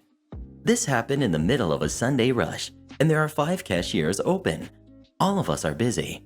My designated role was bagger on that fateful day, so I'm doing my stuff for the cashier when deputy woman comes through our line. 2 rows over, mom lady and her 4 kids come through. The kids start running around, yelling, and rolling across the floor. Our store manager at that time was a tower of a man, who I'm pretty sure reached 7 feet or so, was trying to not step on a rolling kid. Rolling kid was at the exit between 2 checkout lanes, so that made stepping around him difficult. Store manager needed to be moving, but his progress was hindered by the kid constantly rolling where he needed to put his foot down. Finally, the store manager was able to walk around the kid and just do what needed to be done for the cashiers and customers. All the while, the other kids are just adding to the chaos. This is paraphrased, but is the gist. Deputy woman loudly demands, "Whose kids are those?" Mom lady, "They're mine." Deputy woman, "You need to discipline your kids." Mom lady, "How I raise my kids is none of your business." Deputy woman, "You can't even get your kids to behave. You deserve to have them taken away. I am a deputy in the police department, and I will report you. Someone give me her number so I can report her." Nobody gave deputy woman mom lady's number. Mom lady, "Forget you, jerk." Deputy woman, "Forget you. I will report you. I'm a deputy in the police department." This round of yelling lasted a bit longer with the "forget you" and calling each other names. Deputy woman continued repeating that she was a deputy and that she would report mom lady. All the while, us workers are keeping our heads down and doing our jobs with a particularly intense focus. It was so bad, I thought we were going to have to call the police to break up a fight. After spitting a few more insults at each other, mom lady and deputy went their separate ways at opposite ends of the store. I was honestly half expecting someone to run in from outside and yell that there were 2 ladies having a smackdown in the parking lot. The rush ended at this time as well, and all of us were laughing awkwardly and were beet red. Another cashier came up and said that her customer asked if the ladies were going to fight. I didn't see mom lady again for about 6 months, and when I saw her again, she always only had 1 or 2 kids with her. 1 kid in the cart and the other free. Deputy lady was never seen again. Do you think the deputy was telling the truth or just making it up? Please leave a comment letting me know. Next we've got, scam me for $80 for cleaning on move out? I don't think so, Jack. About 10 years ago, my landlord passed, or at least the person who owned the place we were renting. The property managers had been delightful, but whoever inherited wanted to sell, so the house was for sale. Enter Jerk, we'll call him Jack, who decides to buy the place. Now ours was the top floor, attic converted into a suite, of a house less than 35 square meters, 375 square feet. The bathroom was literally where the stairs up to the top floor used to be. The place was tiny. Jack came to check out the place, as you should before buying a place. He had one of those Bluetooth earpieces in, and I can't even remember if he even acknowledged us. He spent about 30 to 45 seconds in our suite. Next time we hear from him is about a month later. Apparently, he had bought the place. He stops by to give us a notice of rent increase, effective in 6 months, legal minimum, from $485 to $795. The place is not worth that much. We say what the heck and decide to buy a house, since it's not much more per month. Surprise to anyone who's never bought a house, it was more than just mortgage payments. We give him all the required notice to move out. We move and clean the place up really well. Mind you, when my partner moved in, it was not especially clean, and we happen to have the move-in inspection which mentions this. Jack decides to try to scam us for $80 of our damage deposit for cleaning. He doesn't provide the required forms, just says, "I'm going to hold $80 from your damage deposit for cleaning." We respond with, no you're not. Jack, assuming we need the cash for our next damage deposit or bills, and we'll settle for anything. "Take this, or I'm going to keep your whole deposit." Cue revenge. So he decides to just keep the whole deposit, $485. I filed paperwork with the rentals men, who unsurprisingly, after the investigation, rule in my favor. He's ordered to refund the whole deposit, but Jack decides not to pay, and the rentals man doesn't have any enforcement powers, so I have to go to the local sheriff's office. They can send a legal demand letter for the deposit plus costs, but it will cost me $100 to $150, I forget, up front. Sure, go ahead. Jack decides to ignore the sheriff's kindly letter. Sheriffs say that they can start proceeding to recover the debt plus costs, but I again have to pay up front, about $250, and it might take a while. I guess most people quit at this point, being out of pocket $700, throwing more money at the problem, and maybe having to wait months didn't appeal to them. And there's also a chance you never collect. I chose to pay the sheriffs. They sent another, less friendly letter to Jack, but here's the best part. Now that they're recovering a debt, they're going to recover on all of the outstanding judgments against him, and apparently he has tried this crap before. They sent him another couple letters, pay up or else. Jack chose else. Then they seized title to Jack's giant white SUV. I can't remember what it was, but not a cheap one. They didn't physically take it away or anything, but they gave him 30 days to pay all the judgments against him, or they would take it and sell it at auction. Somehow, he all of a sudden found the money. My share, $485, plus $150, plus $250, for a total of $885. The other people who had registered judgments, but not paid to start the collections processes, were about $5,000 more. I can't remember how long the whole process took. At least 6 months, though. Landlord tried to scam us for $80 for cleaning when we moved out. Ended up costing him almost $6,000. Next we've got Karen demands items we just don't sell. Hey everybody! This little story is about 3 to 4 years old, so conversations won't be word for word anymore, but I'll do my best to describe everything as it was. I worked a seasonal cashier/stocking job at one of the many cheap dollar-type stores here in the US. This was my first actual job, but I had been doing quite well despite my really bad anxiety. This took place a few days before Thanksgiving. Fresh off of my usual 15-minute break for the day, I walked out of the back room and made my way to clock back in to finish my shift. I stop when I hear an older lady, who I will refer to as customer, trying to get my attention. I let her know that I need to clock in as I just got off my break, but I will be glad to help her in just a moment. Knowing my management, I would have gotten in trouble if helping her before clocking in, as they are very precise and picky about times. I clock in and make my way back to where customer had been, but I don't see her anywhere. I look around the nearby aisles to no avail, so I head back to my register as my coworker needs to go back to stocking shelves. All seemed fine and things were going smoothly until customer suddenly enters my line. I give my usual customer service smile and I start to ring up her items. Me. Hello, did you find everything all right today? Customer didn't hesitate to immediately start barking at me. Customer. No, it's bad enough you clearly don't know how to do your job. You just left me there. You're supposed to be about customer service. Who trained you? Why can't you do your job? Me. I'm really sorry, ma'am. I had to clock in before helping a customer on the sales floor. It's just part of our policy. I should note, I was actually starting to choke up here. I probably got a bit red in the face too. With my anxiety, I easily crumble under confrontations like this. Customer almost looked as if she was even standing taller, as if she thought her putting me down was a good thing. Well, they need to retrain you. I came here looking for black serving plates for my Thanksgiving dinner. You have none. Is that the only place for party plates? She vaguely motions towards the back of the store. Me. Yes, ma'am, and we just don't carry any black serving plates. I'm sorry. I could double check with my manager in case I'm wrong if you'd like. Customer tapped her card against the counter as I finished ringing up her items, giving me this death glare. No. My Thanksgiving theme will just have to be ruined. I get the last of her items bagged, watching the register screen as I do my part of customers' card transactions, just trying to keep myself together while apologizing again, but she wasn't done yet.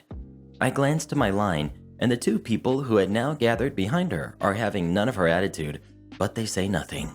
Customer's face starts getting red, and she even crosses her arms in a huff. Another thing, do you have any large party gift bags for adults? Me. I'm sorry, I'm not sure what you mean. You have gift bags themed for kids. Why not adults? Where can I find some? Me.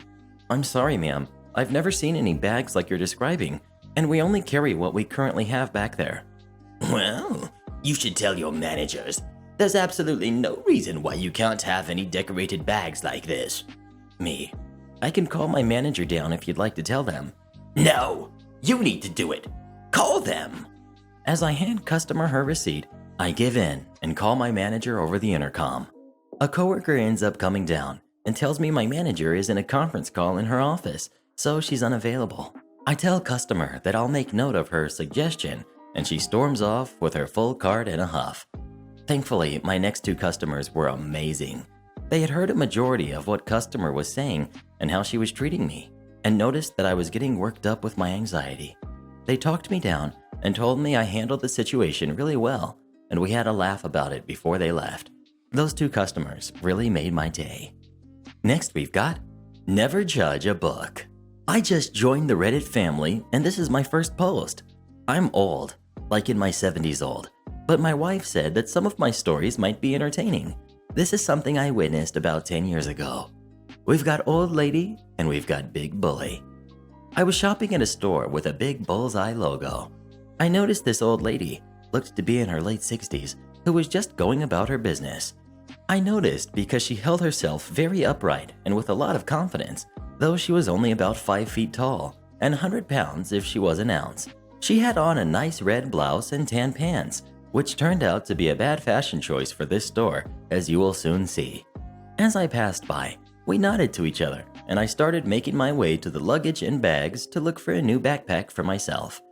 After about a couple minutes of looking, I heard raised voices and glanced over my shoulder to see the old woman in a heated exchange with a middle-aged man. Big Bully, twice her size.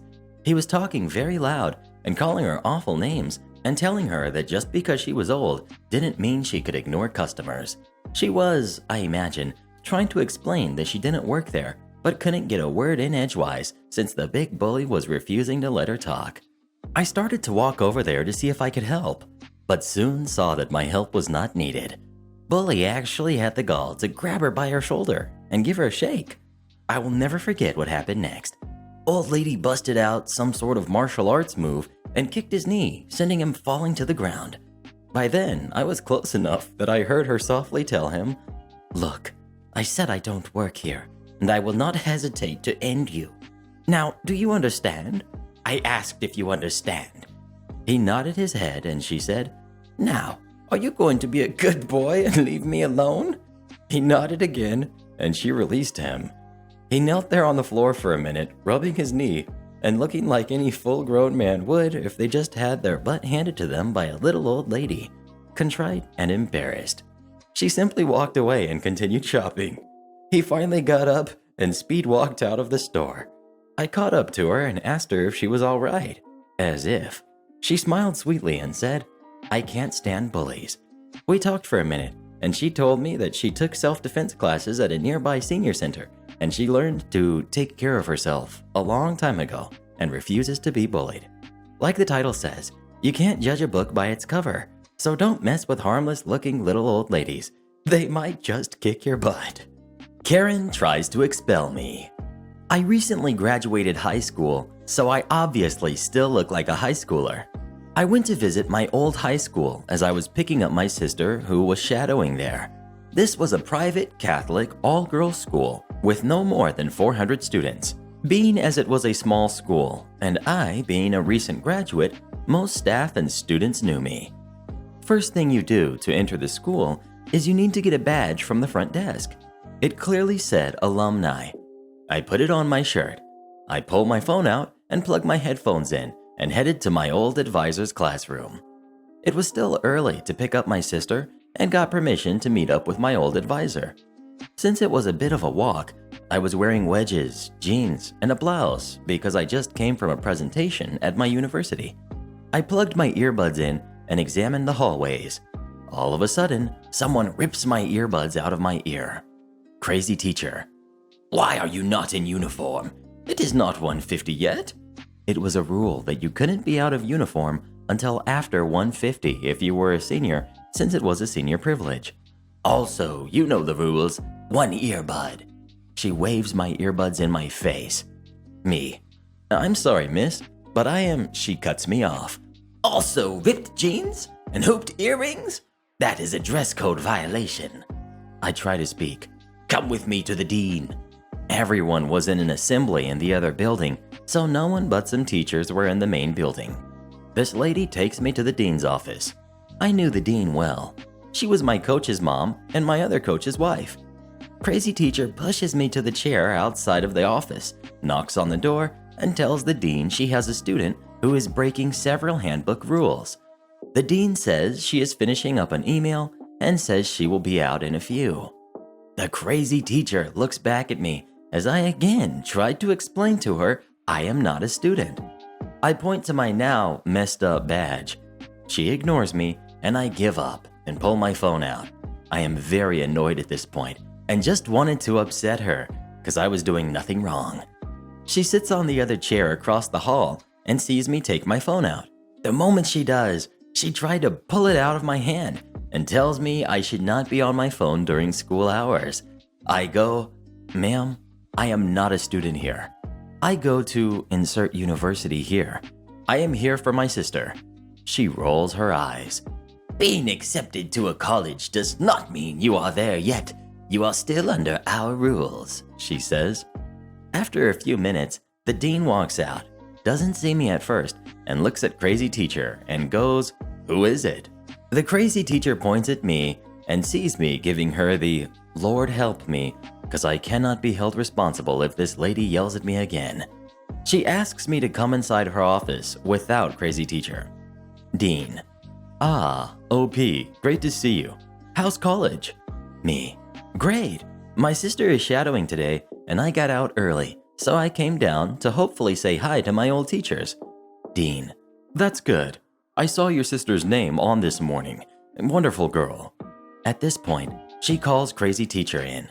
Dean. "Crazy teacher, what was the problem with Miss OP?" Crazy teacher. "She was on her phone and had 2 earbuds in, wandering the hallways.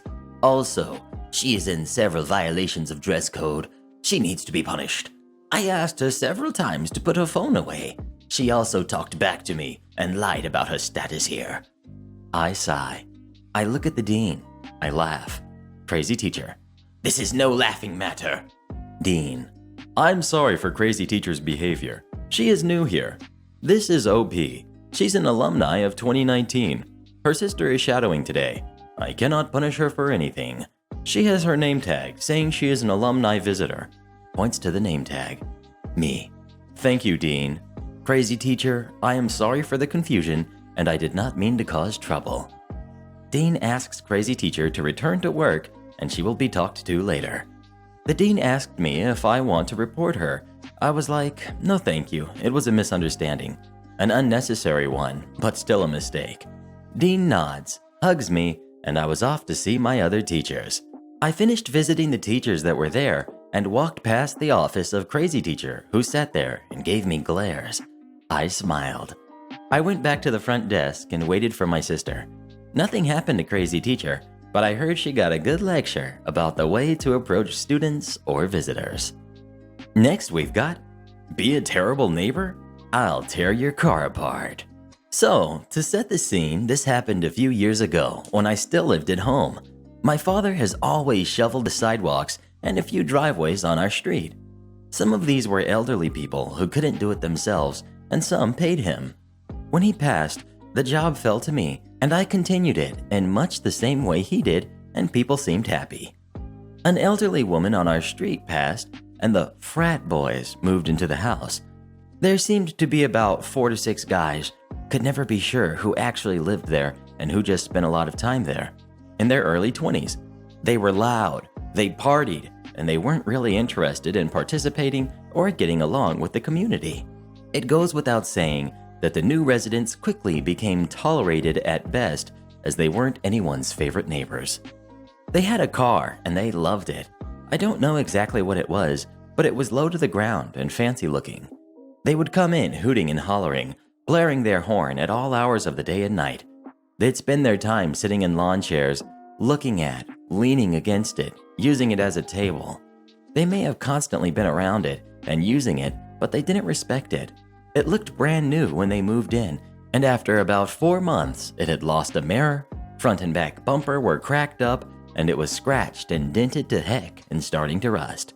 Winter came, and while we had tried to introduce ourselves before, and had many a run-in with them, I thought I would go over and explain how I usually did the snow clearing around here and see if they were interested in hiring me.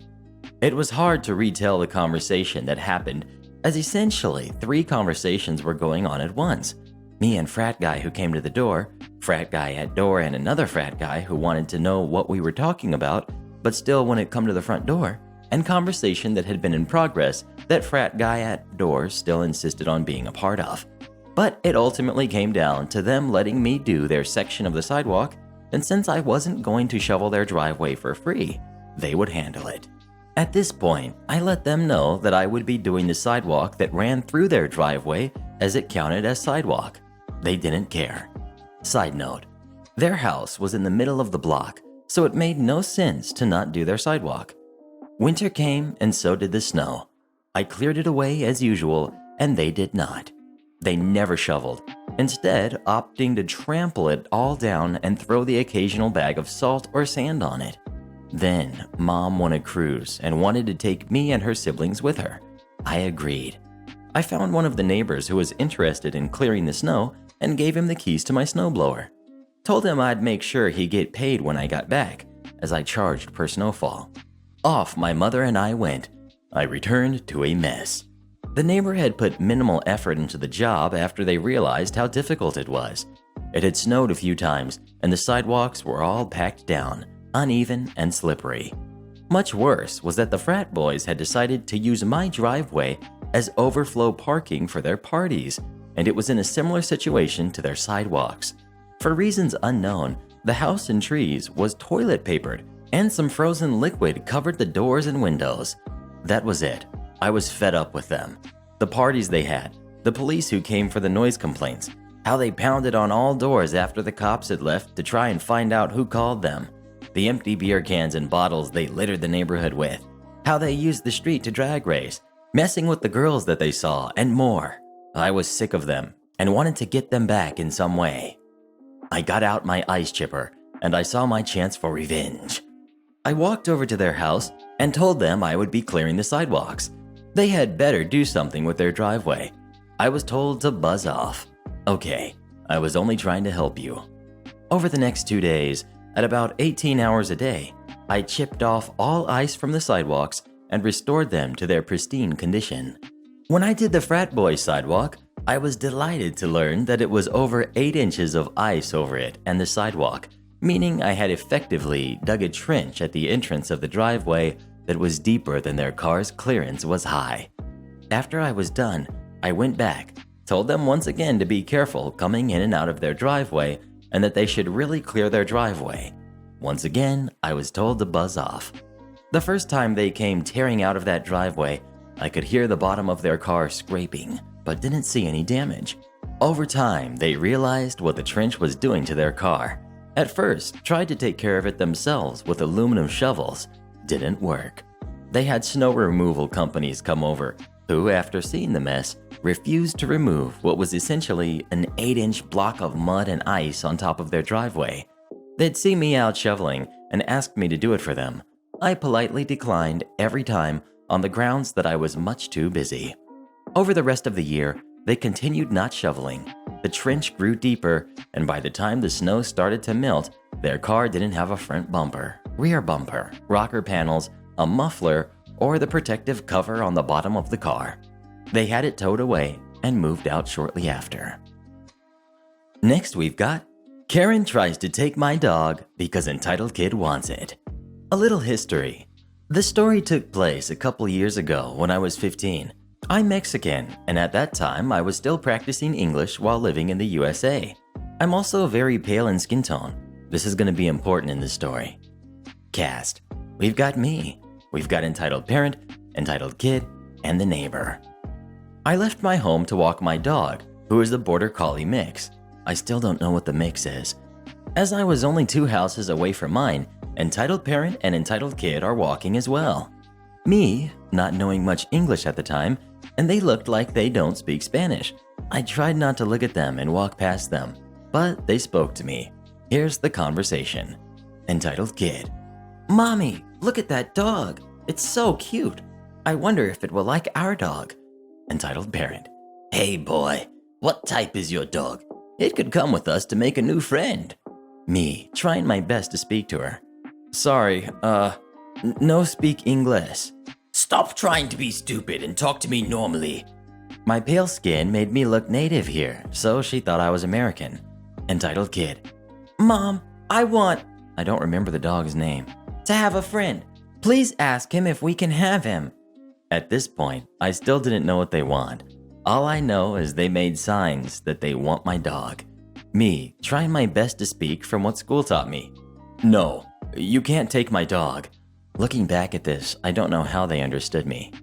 Young man, my daughter wants your dog to go to our house.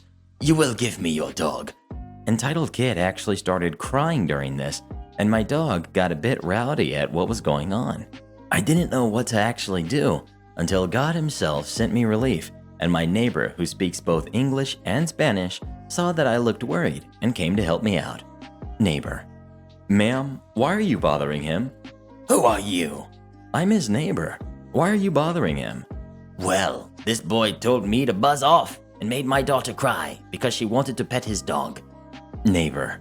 Ma'am, this boy doesn't speak English. He just moved to the United States 1 month ago. He couldn't have said that to you.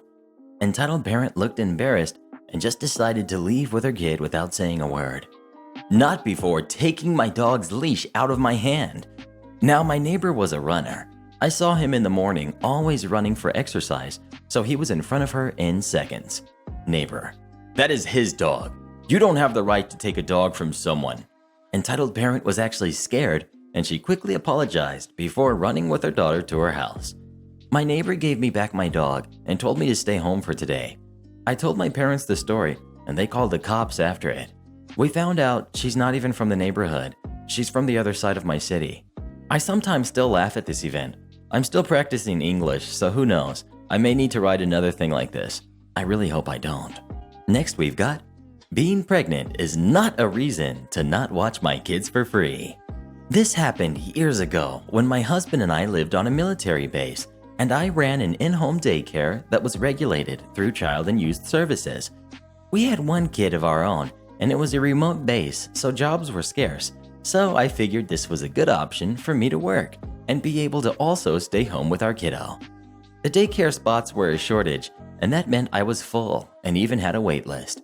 This also meant I could kind of pick and choose the kids I had in my care. For the most part, I had great kids and decent parents. I even became friends with one of the sets of parents, and that was my mistake. This mom, let's call her Karen, seemed to be normal, not entitled, when we first met. We even had our family over for barbecues on a couple weekends, and things were good. During the time of having the daycare open, I became pregnant with our second child. I have issues with headaches, and when I'm pregnant, they get so much worse. Karen began asking me to babysit after hours for free, as friends for her. I agreed once in exchange for her watching our son once in return, and she agreed. I watched Karen's kids, and she never followed through and watched ours. After that, Karen frequently asked me to allow her kids to stay late and not get charged, and also she would ask me to babysit after hours for free, and each time I would say no, and I used my headache as a reason. Karen actually said, "You can't use being pregnant as an excuse forever."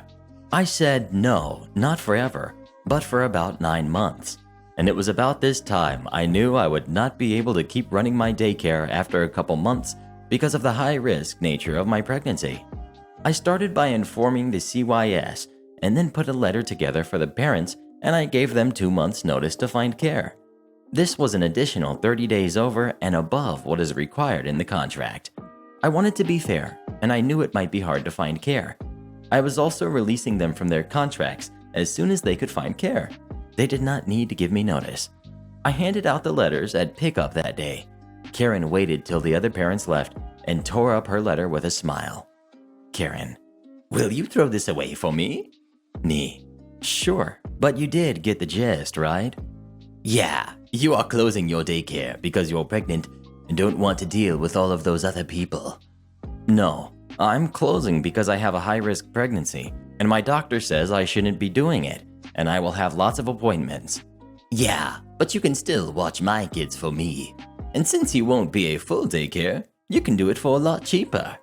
Me, Karen, I'm closing my daycare.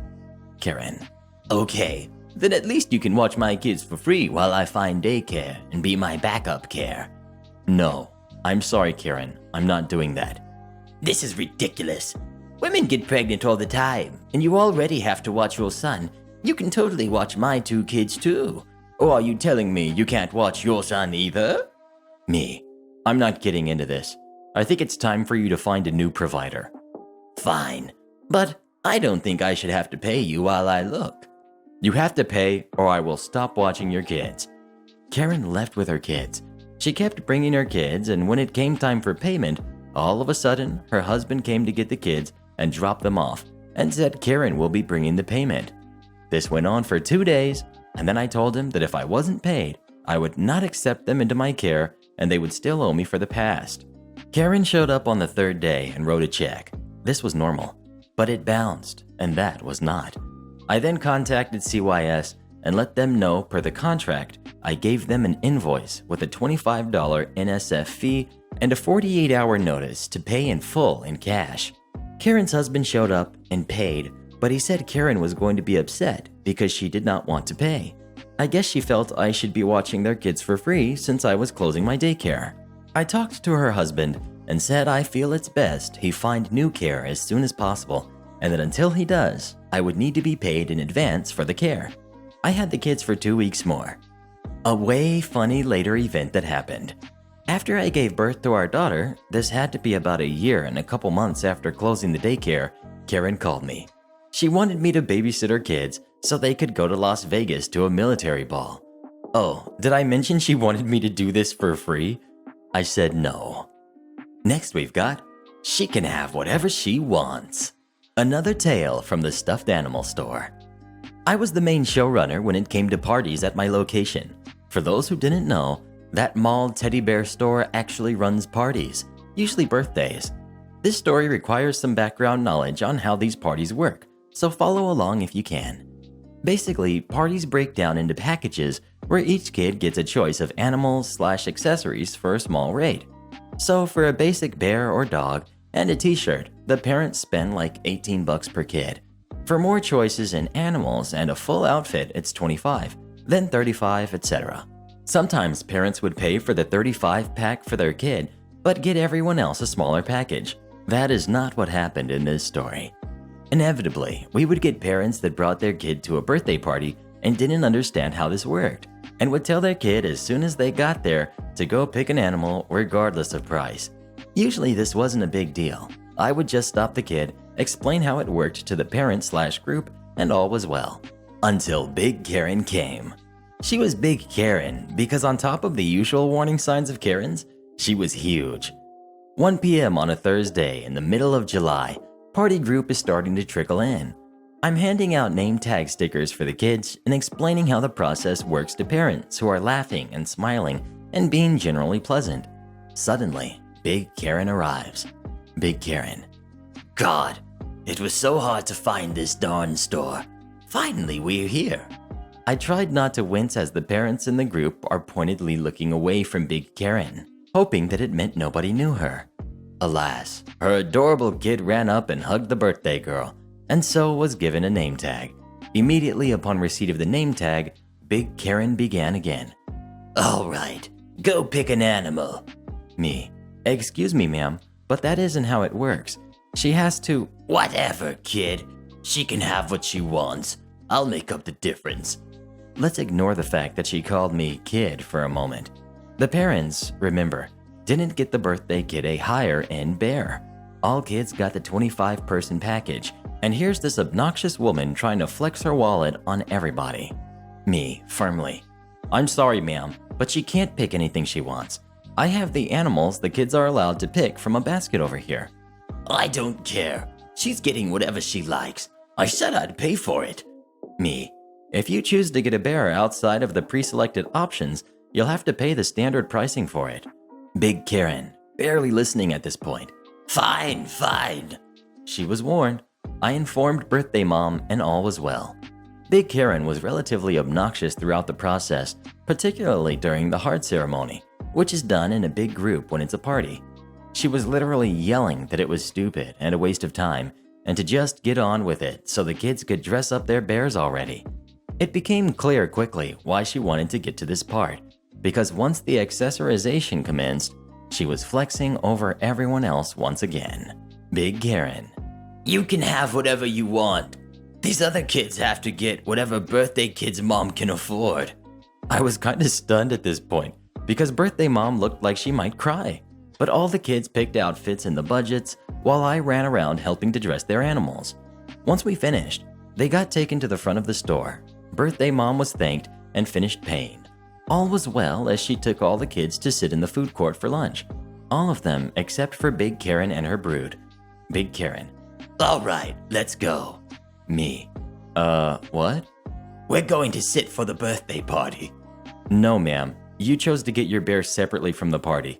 You still need to pay for her bear and accessories. What? At this point, she was pre-rung on the register and I had her total.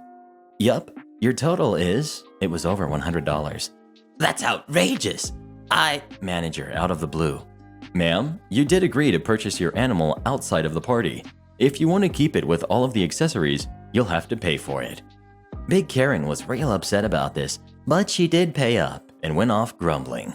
The party in the food court was much quieter when she arrived. Mostly, I feel bad for the mom who probably had to scrape together to pay for the party in the first place. Give my son the candy he's allergic to. Backstory. This involved a mother that literally tried to give her brat candy that he was allergic to. I was 16 at the time. Sweet 16, got a new job from my bagger job, and I worked at a candy store. I loved seeing the kids run in, greet me, and then beg their parents for some sugary treats. Let me quickly hop onto this story. Our cast. We've got me. We've got Entitled Mom. We've got Entitled Brad. Let's call him Billy. The story. I got this job not long after I quit my bagger job. I thought to myself, hey, this sounds super fun. Let me try it out. So I did. Next thing you know, I'm working there. I loved my job. I met so many great people, had some nice conversations with them, and I was working pretty well with my coworkers. I worked Mondays, Thursdays, Fridays, and the weekends to gather as much money as possible for upcoming friends' birthdays, family birthdays, Christmas, all that nice stuff. So I worked hard, been kind, and always had a smile on my face. But I have a short temper, and I hate dealing with entitled people, brats, jerks, stuck-up snobs, and so forth. Most of my workers know that they should not get into an argument with me, but that never happens. I'm too nice, they told me. Can't wait to prove them wrong with this story. Now, I have dealt with a lot of dumb people during my 3 years working at the candy store. I really didn't like some people either. There was this group that would always come in and try to steal. We'd always catch them before they got banned finally after they tried to steal a massive jawbreaker. That thing was huge, bigger than my head. But my job was fun nonetheless. I worked with 2 other people. Let's call them Apple and Caramel. Apple and Caramel were siblings who I hung out with. And by the way, just between you and me, I only named them this because Apple was sour but sweet, while Caramel was sweet in general. Oh, and I was hungry for caramel apples during this time. Our manager, Ben, was very strict about our rules, and he didn't tolerate foolery in the workplace. But he was protective of his coworkers, mostly over his own son, who worked there as well, Chad. It was me and Caramel. Chad was in the back of the store. It was a lazy day. Not too many customers, which is understandable. It was a Tuesday after all. I was hanging around with Caramel. We were both playing 8-ball on our phones when we heard a small tinkle noise. Enter Karen with her annoying, screaming son Billy. We hopped up quickly and looked. Carmel walked out to greet them, smiling. Karen gave her a look and ignored her. She was looking around with a kinda nasty look and rolled her eyes. We heard her scoff. The kid, who looked to be like 5, was staring around at all the candy, hungry as ever. We heard him cry, "Mommy, I want the candy." Next thing you know, she released Billy onto us, 'cause I guess she didn't want to deal with him anymore. Billy ran around, wiping his tears and screaming, causing such a ruckus in the store. Then he sees it. The walls of candy. His little hands tried to grab the nearby jawbreakers. They were the most popular. But in the process, he dropped one and it broke. Me, worried for his safety. "Hey, get away from that wall. It's dangerous." The candy on the wall has dispensers, but most of our candy, you either put on a glove and put it into a bag, or you use a pair of tongs to go ahead and grab it. I also didn't want him near it because for sanitary reasons. I cleaned it up and threw it away. That jawbreaker was a medium, so it was quite big. I hopped up, walked over to Billy, and gently nudged him away from the rest of the jawbreakers. Some jawbreakers are absolutely massive and probably weighed more than Billy, so I was also doing it out of safety. Billy gave me a look in the eye, took in a deep breath, and shrieks in the store, "Help!" and bolted for Karen. I didn't really care, so long as he wasn't close to any other candy or the wall that was stocked with it. You can have kids in the candy store, but please watch them and teach them not to try and touch everything. I thought it was over and got up to sit back down at the cash register, but then Billy brought over his mother, Karen. Her hair screamed, "Give me the manager," and the way she looked at me, I'm pretty sure Karen was trying to stab me with her glares. Karen, "Excuse me? You?" I stared at Carmel, who she didn't look like she really wanted to get involved, and went into the back. If you are ever reading this, thanks Carmel for leaving me with a Karen. Me, blinking. Me? Who else? How dare you grab my baby with your disgusting hands? I'm pretty sure if she spat any more, I could have taken a bath because of how much she was spitting. Me, politely. "Ma'am, you must supervise him. He could get hurt." She stopped me with a hard glare. Karen, visibly turning red. "Don't teach me how to raise my own kids, you jerk. Now, we deserve free candy to make up for what you've done." She had a grin splitting across her face. I looked at the employee's door and begged that either Chad or Carmel could come in and help me, but no one came. Thanks, Chad. Thanks, Carmel. Me. I can't just give you free candy, ma'am. You must pay for it. And besides, since you broke the medium-sized jawbreaker, you must pay to make up for it. What? I'm not paying for it. It's broken, and it was Billy who did it. She was tapping her foot angrily, as if I was going to say, "Oh, of course, my bad. Let me not charge you for something your kid broke." In the store, you break it, it must be replaced. Even if it was your kid who broke it, you have to pay for the broken merchandise. Billy, literally screaming even though he was not even 2 feet away from his mother. "I want this!" Pointing at our batch of peanut brittle. We make fresh, homemade peanut brittle. More like Chad makes them, and they were the best, honestly. On the container containing the brittle, a big sign said, "Warning, peanuts in product. Ask worker if you would like a sample and if you have any allergies." In big red letters, it even stated, "Peanuts in product." I think you know where this is going now. Karen, "My son wants that for free. Give it to him." Me, "Ma'am, I can't give it to you for free. You must pay for it. And before we can give it to you, we must know if the consumer has any allergies." Karen huffed and looked at the price. Then, with a dramatic gasp, reached in her bag for her wallet. The kid was putting his hands and face on the container the entire time. Me, very sweetly, "Billy, please get away from the glass." Billy, "You aren't my mommy. You can't tell me what to do." He tried knocking the glass lid to reach inside until I nudged him away. Billy, beginning to cry, looked at his mom with tears. Karen saw, and immediately she looked at me. Her face was twisted in a rage. "You grabbed him again. Keep your hands to yourself." She was practically hissing at me as I wiped the glass container from all the gross drool and marks on it. Me, getting a bit frustrated. I have asked him nicely to get away from the glass, ma'am. Before Karen could go off on me, Chad walked in with a fresh batch of homemade peanut brittle. Karen eye-scanned him, then she smiled all sweetly, as if she wasn't about to lose it on me. Karen, "Sir?" Chad, who was grabbing the old peanut brittle out the container. "Yes, ma'am?" "This lady," she glared at me, "says I have to pay for a broken jawbreaker." Chad, looking at me and Karen. "What's going on, OP?" I explained everything to him, telling Chad about the way the kid climbed our candy wall, broke the jawbreaker, touched the glass multiple times, and made a mess. I also told him I had to nudge him away so he wasn't in any danger. Chad understood and was glad I did that. One time while Chad and Apple were here, a kid came in and wanted a jawbreaker. She tried to grab the biggest one, in which it rolled and fell on her hand. We have massive sized ones, going well over $100. They were huge, but so good. So if Billy was to grab that, he could have easily gotten hurt. He got down on one knee and looked at Billy carefully, who was sniffling. Chad, "Would you like some peanut brittle?" Billy, tears drying up. "Yes, please." Me, "Karen, is your kid allergic to anything? Like nuts, perhaps?" She shrugged, and I stared at her stupidly. She doesn't even know what her kid was allergic to? Chad gave him a piece, though. I was hesitant and watched. Billy munched on it happily, and which Karen saw with a grin. "I'll be taking a 1/2 pound bag of peanut brittle, and I won't be paying for the jawbreaker Billy broke."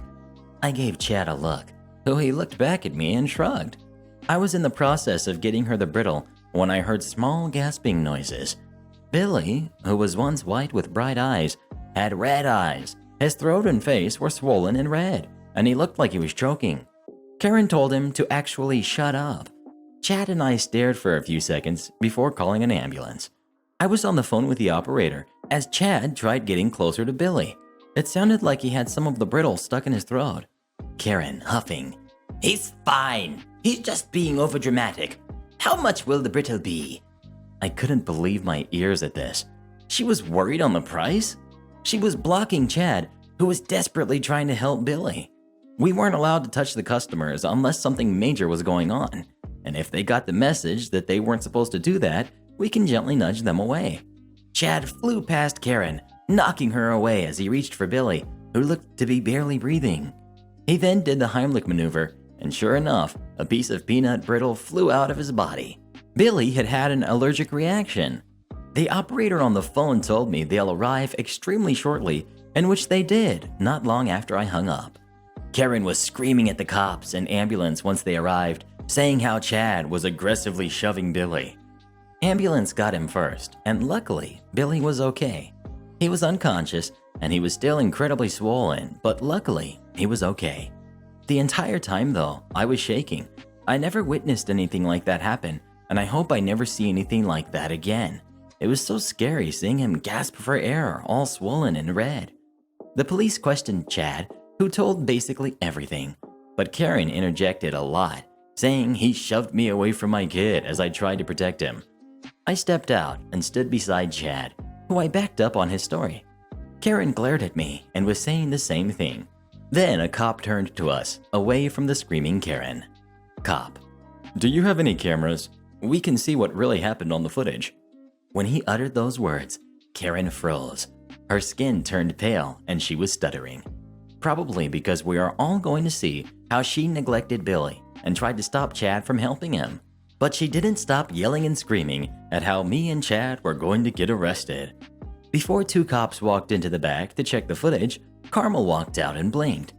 Cops questioned her before letting her go. Me and Chad didn't know that Carmel actually called our manager, that Ben was here too at the shop. Ben demanded to know what was going on, in which a cop and Chad explained, going into detail. "We heard Karen's yells, how Billy is going to be scarred forever because of this," when a cop finally told her to shut up. The cop that went into the back and came back later holding handcuffs. He handcuffed Karen and took her away. She was arrested for endangering Billy. Once Billy and Karen were taken away, Ben, our manager, asked if we were all okay. I said we were. Chad told his father, Ben, that I handled Karen and Billy very well when I quickly said all I did was call 911. Carmel apologized to me about leaving me alone to take care of Karen and her bratty kid. I said it was okay. She got a hold of our manager and did the right thing. Everything turned out well. Ben told us that there had been 3 or more people out doing the job. He congratulated us for saving Billy and exposing Karen. Honestly, even now, older, I still can't wrap my head around how she didn't even know that her kid was allergic to stuff. I know it wasn't Chad's fault for giving him the peanut brittle, but please, parents, know what your kids are allergic to. I never want to see that happen again. It was honestly terrifying. I just hope the kid is more behaved now and doing much better now than when he was with his mother, Karen. Is there anything that you're allergic to? Please leave me a comment right now letting me know. Next we've got Entitled Mom Demands I Help because I apparently work at a trampoline park. Backstory. This happened a while ago while I was at a birthday party, age 12. My classmate was celebrating at a trampoline park and my friends had began playing hide and seek with me, basically just hiding from me with no apparent reason. I started walking around to look for them when I got bored of it and went on my phone. There were plenty of other people there. Cue Karen and her spawn. Cast. We've got Karen, we've got Spawn, we've got me, we've got Friend, we've got Nice Employee, aka Hero of the Day. I was staring at my phone talking on Discord with some gaming friends when I suddenly heard a loud, ahem. I look up and the following conversation goes like this. Karen, what are you doing? You should be ashamed going on your phone while you're at work. The slushy machine is empty and I need you to refill it. Me. Excuse me, but I don't, she interrupts me. I don't care that you're on your break. Go refill the slushy machine now, or I will get your manager. Mommy, I want the slushy. Keep in mind, this dude was about 15 and acting like a baby. I know, entitled kid. I'll get you your slush. She now turns to me. So, what are you waiting for? Go get him the slush. I then laugh awkwardly, as I'm not good in social situations. Me. I'm sorry, but I don't work here. You're gonna have to talk to an employee about that. That's BS. You're obviously an employee. You're even wearing the uniform. The uniforms were orange and had the name of the company written in 3D in purple and gray paints. I was wearing black Adidas pants and a black hoodie with a white square on it, and inside the square was a man that looked like he was falling. Me. I do not. The uniforms are obviously orange and not black. You still work here. There's a picture of a man jumping on your shirt. Now, go get us the slush. And because of the inconvenience, it should be free. Karen then proceeds to drag me by my arm, and so I end up standing. Now, just so you know, I was not very small then, not now either. At 12, I was about 175 centimeters tall, and I was pretty strong. So as you probably could tell, I was looking down at them both, as Karen was very small, and her son slightly taller than her. I also did not look like I was 12, and could easily pass for 16. She got caught a little bit off guard, but her face quickly turned. She whispered something to her son, and before I could figure out what was going on, they both threw themselves into the ground and started screaming. Help! Help! This girl just attacked me and my son and stole his phone. I was now cringing extremely because I hate being in the spotlight. So I was blushing hardcore at that point and putting on my hood, and everyone was staring at us. Friend then comes out of her hiding spot and rushes over to us. Friend, what are you doing? She's talking to the 2 idiots, by the way. She then stops and looks at me. Are they having a seizure? My friend and I have a weird type of humor. My friend also knows that I'm not good in social situations like this, so she stepped in front of me, even though she was a lot smaller than me. Karen. This maniac swung at me and my son and stole his phone. She screamed again. Friend rolled her eyes because she knows that even if I was one of the strongest people in school, I wouldn't have ever hurt anyone. Nice Employee then comes over to see what's going on. What's going on here? Are you okay, ma'am? Karen, insert what she has said 2 times before. Okay, calm down. She looks at me. Is this true, ma'am? No, she came to me and claimed that I worked here. When I told her no, she threw herself on the ground and started screaming. Nice employee, looking a little skeptical because I looked kind of shady. Okay, and is that your phone? Yes, it is.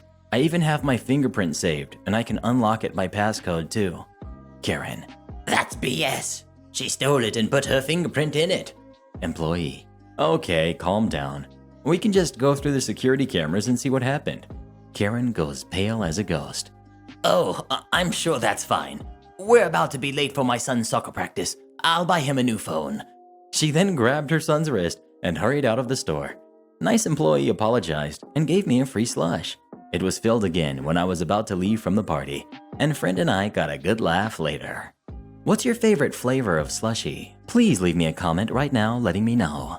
Next we've got, you have the wrong number. A little backstory. Blue Cross Blue Shield, or whatever health insurance company American Airlines has, is apparently the same phone number as my company, but just the area code is different. So I've been getting a lot of wrong number calls at work. I usually just interrupt people and tell them they have the wrong number and hang up without waiting for a response, and that's that. I try to be as nice as possible, but a few times people have called back. This story is about one of my favorite times. We've got me. We've got Angry Lady. This story is from before I knew what the phone number differences were or what the insurance company was. Phone rings. Me. Company name, how may I help you? Karen. My husband is the pilot with American Airlines, and I'm in the doctor's office right now. Me. Are you looking for an insurance company? Yeah, I'm sorry, ma'am. You have the wrong number. We're not your insurance company, okay? Have a nice day. Hangs up. Phone rings. Me. Company name, how may I help you? Karen, clearly mad but not yet yelling. Since you so rudely hung up on me, do you think you could give me the correct number to call? Me. No, I don't have the number to your insurance company. Try redialing. Hangs up. Phone rings. Me. Company name, how may I... How dare you hang up on me? Me. Hangs up. Phone rings. Now I see it's her number, and I'm kind of bored. So I decide to let her go off for a minute this time, just for fun. But I let it ring a few times and then pick it up. Company name, how may I help you? Karen, incredibly angry. Are you kidding me? Listen here, Miss Company Name. Hang up on me again and you're fired. My husband is a pilot for American Airlines. Connect me to the insurance, now! Me. I can't. I don't have that number and I don't work with them. But can I interest you in our new product? We have the best prices. What is wrong with you? I'm going to have you fired. My husband is a... I hang up. I hang up while she's still yelling. She called back one more time and I didn't answer, and she hasn't called back since. I guess she figured it out. I feel bad for whoever caught her when she did dial the right number, and I really hope someone isn't actually named what our store is named at Blue Cross or American. Next we've got, my house shares a similar address to a local retail store. I moved to a small countryside town a couple of years ago. I live on a road with a dead end for traffic that has a walkthrough to the local shops and a small shopping precinct. The precinct starts across the road from the end of the walkthrough. The shops on the precinct are numbered 1 through 20 as it's not very large. There are only a handful of houses on my road, so again, we have small numbers associated with our address. So my number reads 5, my street name, town, local postcode. The precinct store reads 5, the precinct name, my street name, town, and the same local postcode. On a few occasions, it's become apparent that people have just put in the street name and the postcode when looking for the store. Their satellite navigation has then brought them to my road, and they have looked for, I guess, number 5. Normally, when I get a knock at the door, I explain to the store's customer and point them in the right direction. There's a small car park for the precinct. They often apologize, and some even feel embarrassed. One day, around 6 months ago, I get a Karen. My front door pops loudly. I wonder who could be making such a racket. I open the front door to see a lady around her mid-40s, very well dressed, the very well pampered type. Karen. I've come to pick up my balloons. Me. Oh, are you looking for the store? It's in the shopping center. There's no way through by car. Let me give you directions. Karen. Hang on a minute. My satellite navigation said this is the address. She's holding up her phone with Google Maps. Yeah, that happens a lot. However, your satellite navigation is wrong, and the shop is in the precinct. My satellite navigation is not wrong. I'm in far too much of a hurry for this. I would like you to stop messing around and get my paid-for balloons. Me. Sorry, but I'm a private home, not a business. Bye. I shut the door, and Karen proceeds to start knocking my knocker again and demanding I answer the door. After a few minutes, she stormed off, and I could see through the window she was talking angrily on her phone and walked off down the road towards the walkthrough, leaving her car in my driveway, blocking my own car in. Around an hour later, she returned with her balloons and other shopping bags, got in her car, and left. A couple of days later, I went into the store to talk to the owner about it, if it was a possibility to email customers when they purchase online regarding their address situation, as I was a little annoyed by Karen. When I explained about Karen, the owner said she knew exactly who I meant. Karen had called the store and had ranted at them the whole time the owner was giving her directions to the store. When Karen had got to the store, she had ranted how I had wasted her time and been rude to her, and how the store needed better customer service. I'm in the UK, so a shopping precinct is, I guess you could call it an open-air shopping mall, as it's not enclosed as such and is a lot smaller. Halloween tradition ruined by entitled parent and entitled kid. This happened over 10 years ago, so some of the dialogue may not be word for word, but it was the actions that are key to the story. Me and my wife don't have any kids. We weren't able to have any due to health reasons, but we used to live in a suburb which had many families with kids. What we would do each year is go all out on Halloween. It was a way we could give back to the community and have fun while doing it. We probably have enough Halloween decorations and animatronics to supply a couple haunted houses with stuff left over. So we try to do something different every year for the kids and dress up to hand out candy. It's our favorite holiday. Each year we would divide the decorations. In the backyard, we had stoves, scary music, fog machines, several animatronics, and it was pretty cool, but intimidating to some of the kids. Some of them would cry out of fear if their parents suggested going through the backyard to get candy. In the front yard, we had some more tame decorations, and my wife was dressed up handing out candy. In the backyard, I had a huge candy dish set up, but I was hidden out of sight, controlling some of the effects and animatronics. This year, we had 20 pounds of candy, 4 5-pound bags, split between the front yard and the backyard. After the first year of setting up the elaborate displays, our house became the must-see attraction on Halloween, and we learned very quickly that it's always better to have too much candy than too little. We would do something extra special for the kids that were first to show up. One year, it was king-sized candy bars for the first 10. Another year, we gave candy and $1 coins. This year, we were feeling generous, so we decided $5 to the first 10 kids, which was split between the front yard and back. My wife had 5 $5 bills she handed out, and I had 5. I chose to lay out 5 regular-sized candy bars with a $5 bill taped to each one, and set them in front of the huge bowl of candy, which had both 5-pound bags emptied into it. Now, I should point out that we never had any issues in previous years. I always used the honor system in the backyard, allowing the kids to get their own candy, and my wife would hand it out. The kids had a great time and were always respectful. We actually garnered a lot of thanks from neighbors for going all out for them. The kids enjoyed it and would go out of their way to do nice things in return for us, such as shoveling our driveway, cutting our grass, etc. Okay, back to the story. This particular year, it had gotten dark before they started trick-or-treating. So I took advantage of the darkness with some of the more stealthy animatronics, ones that moved but were hard to see because they were not lighted, like snakes, spiders, and bats. From the sidewalk, kids that were not scared or wanted to be scared would walk down a small path around a few trees where I had let the grass grow close to knee-high, which helped camouflage the strobe lights and fog machines. I would have a few small outdoor speakers playing some kind of creepy or scary sounds or music as the kids would walk down the path to a clearing in front of our shed where we had this huge, creepy-looking wicker chair and a motion-triggered zombie that sat in it.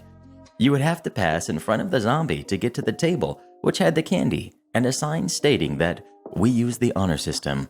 Please take 1 piece of candy. Well, the first kid showed up. A boy, his sister, and their mom. It was not uncommon for them to be accompanied by their mom or dad if they dared to go into the backyard. Both kids took one look down the dark path and chose to go to the front yard for candy. This continued for about 10 minutes before another kid gathered up the courage to come through the backyard. Yes, I scared the crap out of him. But when he made it to the table, he just stood there.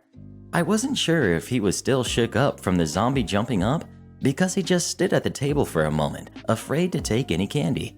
This happens a lot too, because they think something will grab them if they touch the candy. One year, we used the candy bowl with the hidden hand that would do just that, but not this year. I sat down the controls and stepped out from the shadows, which scared him again. I was wearing a long black cloak and black gloves and skeleton face makeup to assure him that he could take one of the $5 candy bars. He grabbed it and ran quickly back up the path to what I guess was his brother who had received candy from the front door. Me and my wife had a system to communicate when someone would take one of the $5 candy bars, so we would make sure no one would go to the backyard and then try to go to the front yard. I would flip the floodlights on the corner of the house, which she could see. We had a sign along our wooden fence that pointed out that you could choose the scary path or the less frightening front door. It was probably 5 minutes before two kids that looked about 10 or 12 came through the backyard together. They walked slowly, teasing each other along the way, jumping and screaming out of fear occasionally when one of the bats or spiders or other animatronics activated by their proximity or motion. They eventually made it to the candy table after screaming when the zombie lurched forward as they walked past it, but each took $5 bars. This left me with 2 more to give out, and then I would be on the normal fun-size Halloween candy. 5 pounds of Twix, Milky Way, 3 Musketeers, and Hershey's. The next group I could see was 2 smaller kids, around 3 to 5, with an obese kid who looked 14 or 15, accompanied by Entitled Mom. The 2 little ones made their way to the front porch after older kid motioned for them to go get candy. Then Entitled Mom and older kid decided to walk down the path into the backyard together. One of the first things I hear wasn't a startled scream, but the stuck-up voice of Entitled Mom. "What a horrible waste of money. This is ridiculous." It was shrill and snide sounding. What she said angered me a bit, but I didn't want to ruin it for her kid, so I rushed to reset the zombie and to take cover. Now, Entitled Mom made sure she was speaking loudly enough so that anyone in the backyard could hear her. Entitled Mom, "This isn't something for kids. This is sick." I assumed it was a front to make herself not sound scared. I could see she had a death grip on older kid's shoulder as they walked down the path. They both screamed as one of the bats had swooped down at them. They ran on a wire when triggered, and one could come at you from the left and one from the right. Older kid sounded like he was getting shook up pretty good because he was whining, not saying anything, just this unsteady whine, which was odd for an older kid. Entitled Mom decided to chime in again quite angrily. "These people are sick. We do not need this in our neighborhood. Just plain sick." It was quiet again until older kid screamed again when he had triggered one of the snakes in the grass. I could hear him trying to fight back tears at this point, like a bumbling, whimpering cry, but they pressed on. Entitled Mom, "I will take care of this. Just you watch." Now I was assuming this was a parent that was trying to reassure their frightened kid, although he was a teenager. So I didn't think much about her comment at that moment. I was too busy thinking in my head where I would scare them. In retrospect, I wish I had paid attention better and realized it was an Entitled Mom up to no good. I stood behind the shed waiting silently for the zombie to trigger. When it was triggered, it lurched forward while making an angry moan. It should have happened within a minute of the snake. After a minute and a half, I peeked around the shed to see Entitled Mom and older kid waddling. Their size prevented them from being able to run towards the entrance. It only took me a second to notice they had stolen all of the candy that was on the table and the 2 $5 candy bars. I was mad. I started running after them. I'm a tall guy and very fast on my feet. I got about 3 good strides in before I tripped over wires. I looked down and saw that Entitled Mom had cut the wires on the animatronic bats. When I looked up again, I could see her gathering her 2 little ones and hurrying them to a car with older kid. I was seething at this point. Her car was parked in front of my next door neighbor's house. I was at full speed as the car started and she stomped on the gas as I punched her passenger window. where older kid was holding the full candy bowl up with a huge grin on his tear-streaked face. The window didn't break, it only made entitled mom recklessly speed out of the parking spot with no regard for the kids that were trick-or-treating all over the neighborhood. Several parents and neighbors came up and asked me what was going on. I explained what they had stolen. Thankfully, one of the parents had got the license plate number before she sped off our street. I was ticked, but realized that we had other kids that wanted to visit. I closed the gate and explained to my wife what had happened. We decided to split the front door candy so we could at least pass out candy in the backyard, allowing other kids to enjoy our haunt.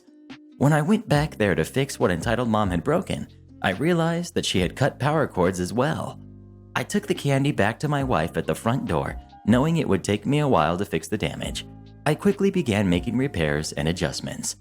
About 5 minutes later, the police had shown up, thanks to a neighbor that had called them. They took a description of the car and plates, while I filed a report about the incident. By the time I had finished with the police, the 2 hours of trick-or-treating had ended. My wife had about half a bowl of candy left and said she might have seen about 100 kids. I had seen 3, and 2 thieves who ruined the rest of the night for the other kids that wanted to attend. We had considered holding over for another night and allowing them to come again, but unfortunately the weather had got cold and very rainy, which messes up our animatronics. It was a few days before the cops had located entitled mom. She lived almost 30 miles away and brought her kids to my neighborhood because they had heard rumors about our mini haunt. She and her son were charged with destruction of property, vandalism, and criminal mischief. Apparently, several cops' kids were supposed to attend, but never got the chance after entitled mom and older kid, which angered several officers. The police also recommended I also file a lawsuit in civil court for the damages, which I gladly did. The fallout. In court, entitled mom and older kid tried to claim that I was bringing darkness into the community, a community she didn't even live in, and that she felt that she had to do something. They were as snide as ever in court. Entitled mom was found guilty on destruction of property and vandalism, but not criminal mischief. She got 6 months in county jail. Older kid was removed from her home and spent the next 2 years in juvenile detention. Apparently, this was not the first time he was in trouble. The court never elaborated on his previous crimes. As for the civil lawsuit, I won, and she was ordered to pay me $4,000 in damages plus another $6,000 in lawyer fees. The neighbor across the street is an attorney and represented me. We continued our haunt for another 2 more years until we moved out to the rural area we live in now. We don't get trick-or-treating kids because the nearest house to ours is about 1/4 mile away. Have you ever been to a haunted house attraction? Please leave a comment letting me know. Next we've got engineer upsets the crew, gets left behind 250 miles from home. Some years ago, I got a gig working a weekend music festival. Fairly simple too, 10 bands per day and all pretty standard rock and roll fare. Boss man puts 4 of us out on the gig, me, Dreadful Boris, Big Chris, and Hammer. He also said we'd be taking out an apprentice, a young lad who was the son of a local promoter. Well, always nice to have an extra pair of hands, and it's good to help train the next generation. After all, that's how we learned in the past. As it turned out, this lad was about as much use as an aqualung to a trout. On the journey down in the truck, he was boasting as to how he was a really good sound engineer already, and that he could probably show us a few tricks. Oh, really? We get to the venue and get busy unloading the truck. We've got a 16-tonner stuffed to the gills with 2 sound desks and about 16 kilowatts of sound gear from front of the house and about 6 kilowatts of monitors. As you might imagine, this is pretty heavy stuff, and it takes all of us to safely unload it and get it stacked up in place.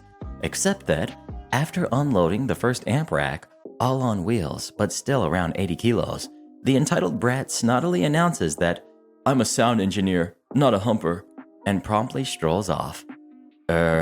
Okay. Well, we don't really need him gumming up the works. We're all well used to slinging boxes around, so about an hour later, we've got the rig stacked up and strapped down, run out the multi-core to the FOH desk, and are ready to start cabling up and tying power into the on-site generator. Out of nowhere, the spotty oik emerges from whatever hole he had buried himself in and asks what he can do. I say, I'm going to plug up front of house. Perhaps you could help Hammer cable up the speakers. I don't take orders from girlies. Quick side note here. Hammer was 5'9", drop-dead gorgeous, and as hard as nails, hence her nickname. She was also a darn fine FOH engineer and a bloody good maid. Boris, Chris, and I collectively groaned inwardly and winced in anticipation of a full 16 broadside from Hammer. Seriously, folks, you do not mess with her unless you want the family jewels dangling from the nearest tree. Instead, she smiles sweetly, never a good sign, and says, "Well, I'm sure you'll learn something useful." I then go off to play with cables FOH, while Boris and Chris busy themselves with the monitors. A while later, I'm back on stage. Spotty Oik has wandered off again. Hammer has this resigned look on her face. "What happened?" I ask. Turns out that despite cables and connector ports being well labeled, the Oik had managed to make a complete pig's ear of plugging up the amp racks. Trust me, it's very hard to make this kind of mistake. I found him some moments later and told him that it was not the proper way of doing things, and that if he wasn't sure what to do, that he should always ask one of us beforehand. What then came out of his mouth absolutely floored me. I don't need to know all that crap. I'm a sound engineer. Hammer, who was standing a few feet away, snorted derisively and rolled her eyes heavenwards. It took me a few seconds to process this particular nugget of stupid. Well, you have to know how all this works. It's part and parcel of the job, and as you're here to learn, I suggest you pay attention. Well, you're just a bunch of roadies. What do you know? Upon delivering this charming bon mot, he ambles off, again, leaving me to retrieve my jaw from off the deck, and Hammer barely able to restrain a fit of laughter that would have incapacitated a rhino. At a guess, this idiot thought we were going to be white gloving front of house for the whole gig. An hour or so later, we're all set up, and we now have a fair idea of the acts that are going to be performing. In situations like this, you rarely get the opportunity of a full-blown sound check, so you have to rely on experience to set the desk up from cold. Luckily, we get the first act on stage a half hour before the kickoff, so I could quickly get a rough sense of the overall setup. A bit of exposition. It's convenient to reuse channels across acts, so I generally keep the first 20 or so channels for drums, bass and guitars, and the last half dozen or so channels for vocals. If a band comes in with anything else, percussion, brass, Tibetan, nose flutes, etc., we whack them on channels in the middle. Keep things nice, simple, and consistent across the board and becomes important in a moment. The working procedure in show is also simple. Dreadful Boris and Big Chris run the monitor desk, and Hammer and I run front of house. We'll do 2 acts each before handing over to the other. Saves wear and tear on the ears, and when we're not running the desk, we'll handle setting up the stage for each act and troubleshooting where necessary, as well as doing runs for food and coffee in between. We also tasked the Spotty Oik with helping with the stage setups, which rapidly proved problematical. We finished the first act and aimed to do the turnover within 15 minutes. Generally, the incoming act will tell us their mic requirements, and we'll write up a mic plot, which then gets sent up to front of house desk. Up comes Spotty Oik with the mic plot, and he goes back to help with the stage setup. As I'm checking each mic, I notice that I cannot hear the vocal channels. No sooner had I spotted this than Dreadful Boris comes on the intercom and asks me if I can hear the vocal chains. He can't hear them either. He then goes off to check the stage box where all the mics are plugged into. From all the way out in front, I hear him shout, "Oh no." Seconds later, he's back on the cans. "Do you know what that idiot has done? Only repatched all the vocal channels so that all the plugs on the stage box are lined up neatly one after the other." His words. Ye gods. Boris rapidly repatches the mics and we're good to go again. A few hours later, and I'm starting my second shift out front. I won't bore you with my experience of riding herd on Spotty Oik on the stage shift, which, shall we say, was interesting. Currently on stage is a rather nice jazz septet. I love doing jazz. Give me a nice 20-piece big band and I'm a happy bunny. Up strolls he who shall not be mentioned and asks, "When can I have a go at mixing? I'm really good, you know." Seeing as he's here to learn, I tell him he can take the next act under my supervision. This happened to be an acoustic duo, 2 guitars and 2 vocals. Even the most tyro engineer should be able to handle something so simple, right? Wrong. I've already set what I regarded as a sensible baseline on the faders for him to work with. First thing he does, he reaches for the master faders and cranks in another 15 dB. No! Immediately, the rig teeters on the edge of feedback and I rapidly pull the mains back. Look and listen. Balance out the two vocals, then the guitars. Leave the mains alone. He then starts making wildly inappropriate changes to the channel's EQ. Again, the rig starts to squeak. Okay, enough. I shove him out of the way and bring it back under control. I won't fatigue you further with the endless catalog of foul-ups and attitude that he managed to effect over the rest of the weekend. Suffice it to say that despite the best efforts of myself and Hammer to try and teach this guy, they all went to a knot. Couple this with a constant drip drip drip of snide commentary about how he was really a better engineer than the rest of us, and by the end of the weekend, we're all pretty upset. Come the end of the event, and it's now the fun part of striking the rig and loading out. I'm being sarcastic about the fun part, by the way. 2 solid days and we're all knackered, and the last thing we want to be doing is the get out, but of course it has to be done. It's always an all-hands-on-deck situation, except the spotty oik has, once again, vanished into the woodwork. 2 back-breaking hours later and we're all done, and the truck is loaded to go home. So where's the spotty oik? Nowhere. We give it a good 15 minutes, but no joy. We then decide to go look for him, so we spend another 20 minutes trolling around the site trying to find him. Again, he's a disappearing act. We get back to the truck. It's now close to 3 a.m., and almost simultaneously, we say, forget him. We climb back aboard and drive the 250 miles back to the warehouse to unload. Next afternoon, boss man calls me to find out why we had left him behind. I gave him the cliff notes and was then told that the oik had to call his dad at 3 in the morning to come and get him, a 500-mile round trip.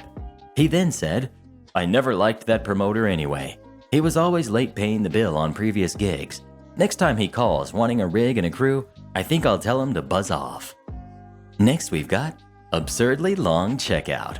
This happened today at the beginning of my shift, and I decided to post it on here since I'm clearly not getting to bed at a reasonable hour.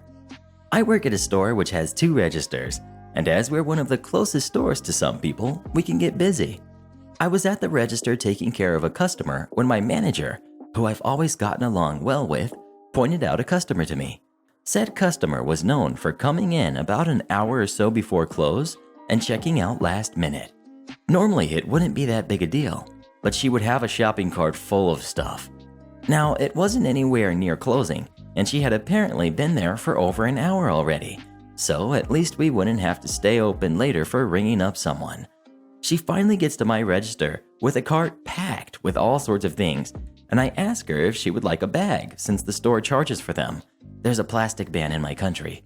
She says no, and had my manager not gotten another shopping cart to put the scanned items in, I have no clue where me or her would have put all the stuff. Now at first I'm thinking, this won't take more than like 10 or 15 minutes, tops. Boy, was I wrong. Not only was I scanning an entire cart full of items, but I swear this lady was lagging or something. Every few items or so, she would be holding something in her hand and debate whether to get it for a good 15 to 30 seconds. Not uncommon to rethink a purchase. Heck, I've done it plenty of times. But she was doing it for nearly every item. This combined with the amount of products meant I was checking her out for almost 40 minutes. My coworker had gone on break shortly before the lady arrived too, so I was the only available cashier. Had my manager not helped on my coworker's register when other people came, I hate to think of the line that could have formed. This lady also spent a significant amount of time deciding buying a straightener. She decided yes, then changed her mind after I scanned it, so I had to call my manager to take it off. I'm not a key holder, so I can't void items.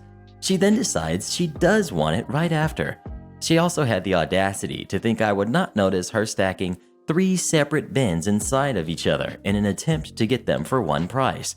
Could easily feel that there was something in the first bin. And when I told her they were not all together, they each had a price sticker, and one was $1 lower and clearly not part of a set with them. She tried to act surprised, but come on, lady, none of those bins have anything in them, and none of them are a set.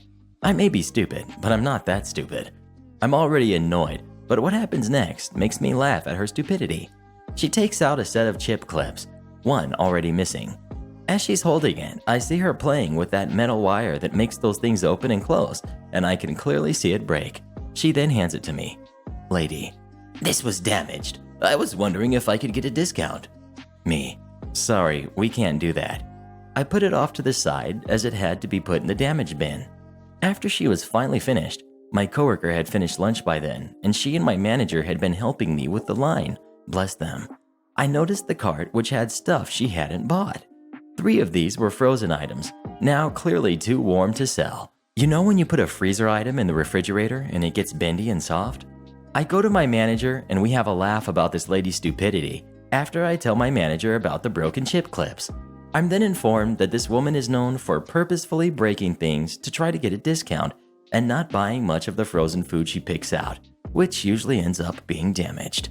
So Karen, what did you think of today's stories? They were horrible. Horrible? How dare you? These were some of the best we've ever read. Oh, shut up, Mr. Reddit. It's ridiculous what people like myself have to go through. Dealing with stupid people like yourself and your subscribers. Look, Karen, you can say whatever you want about me, but don't you talk about my re-army. Re-army. Most of your viewers aren't even subscribed to your channel. 70% if I'm correct. Well, I can't argue with that. That's true. Most of my viewers don't actually subscribe for some reason. It's because you're stupid, Mr. Reddit. No, I'm not. Alright guys, let's prove Karen wrong by making sure you're subscribed to the channel and turn on notifications. They're not going to listen to you. And if you'd like me, or Karen, to record a special message for you, come visit me on Fiverr, link pinned in the comments below. Never! And join as a channel member today, and Karen will give you a special shout out in the next video. Like heck I will!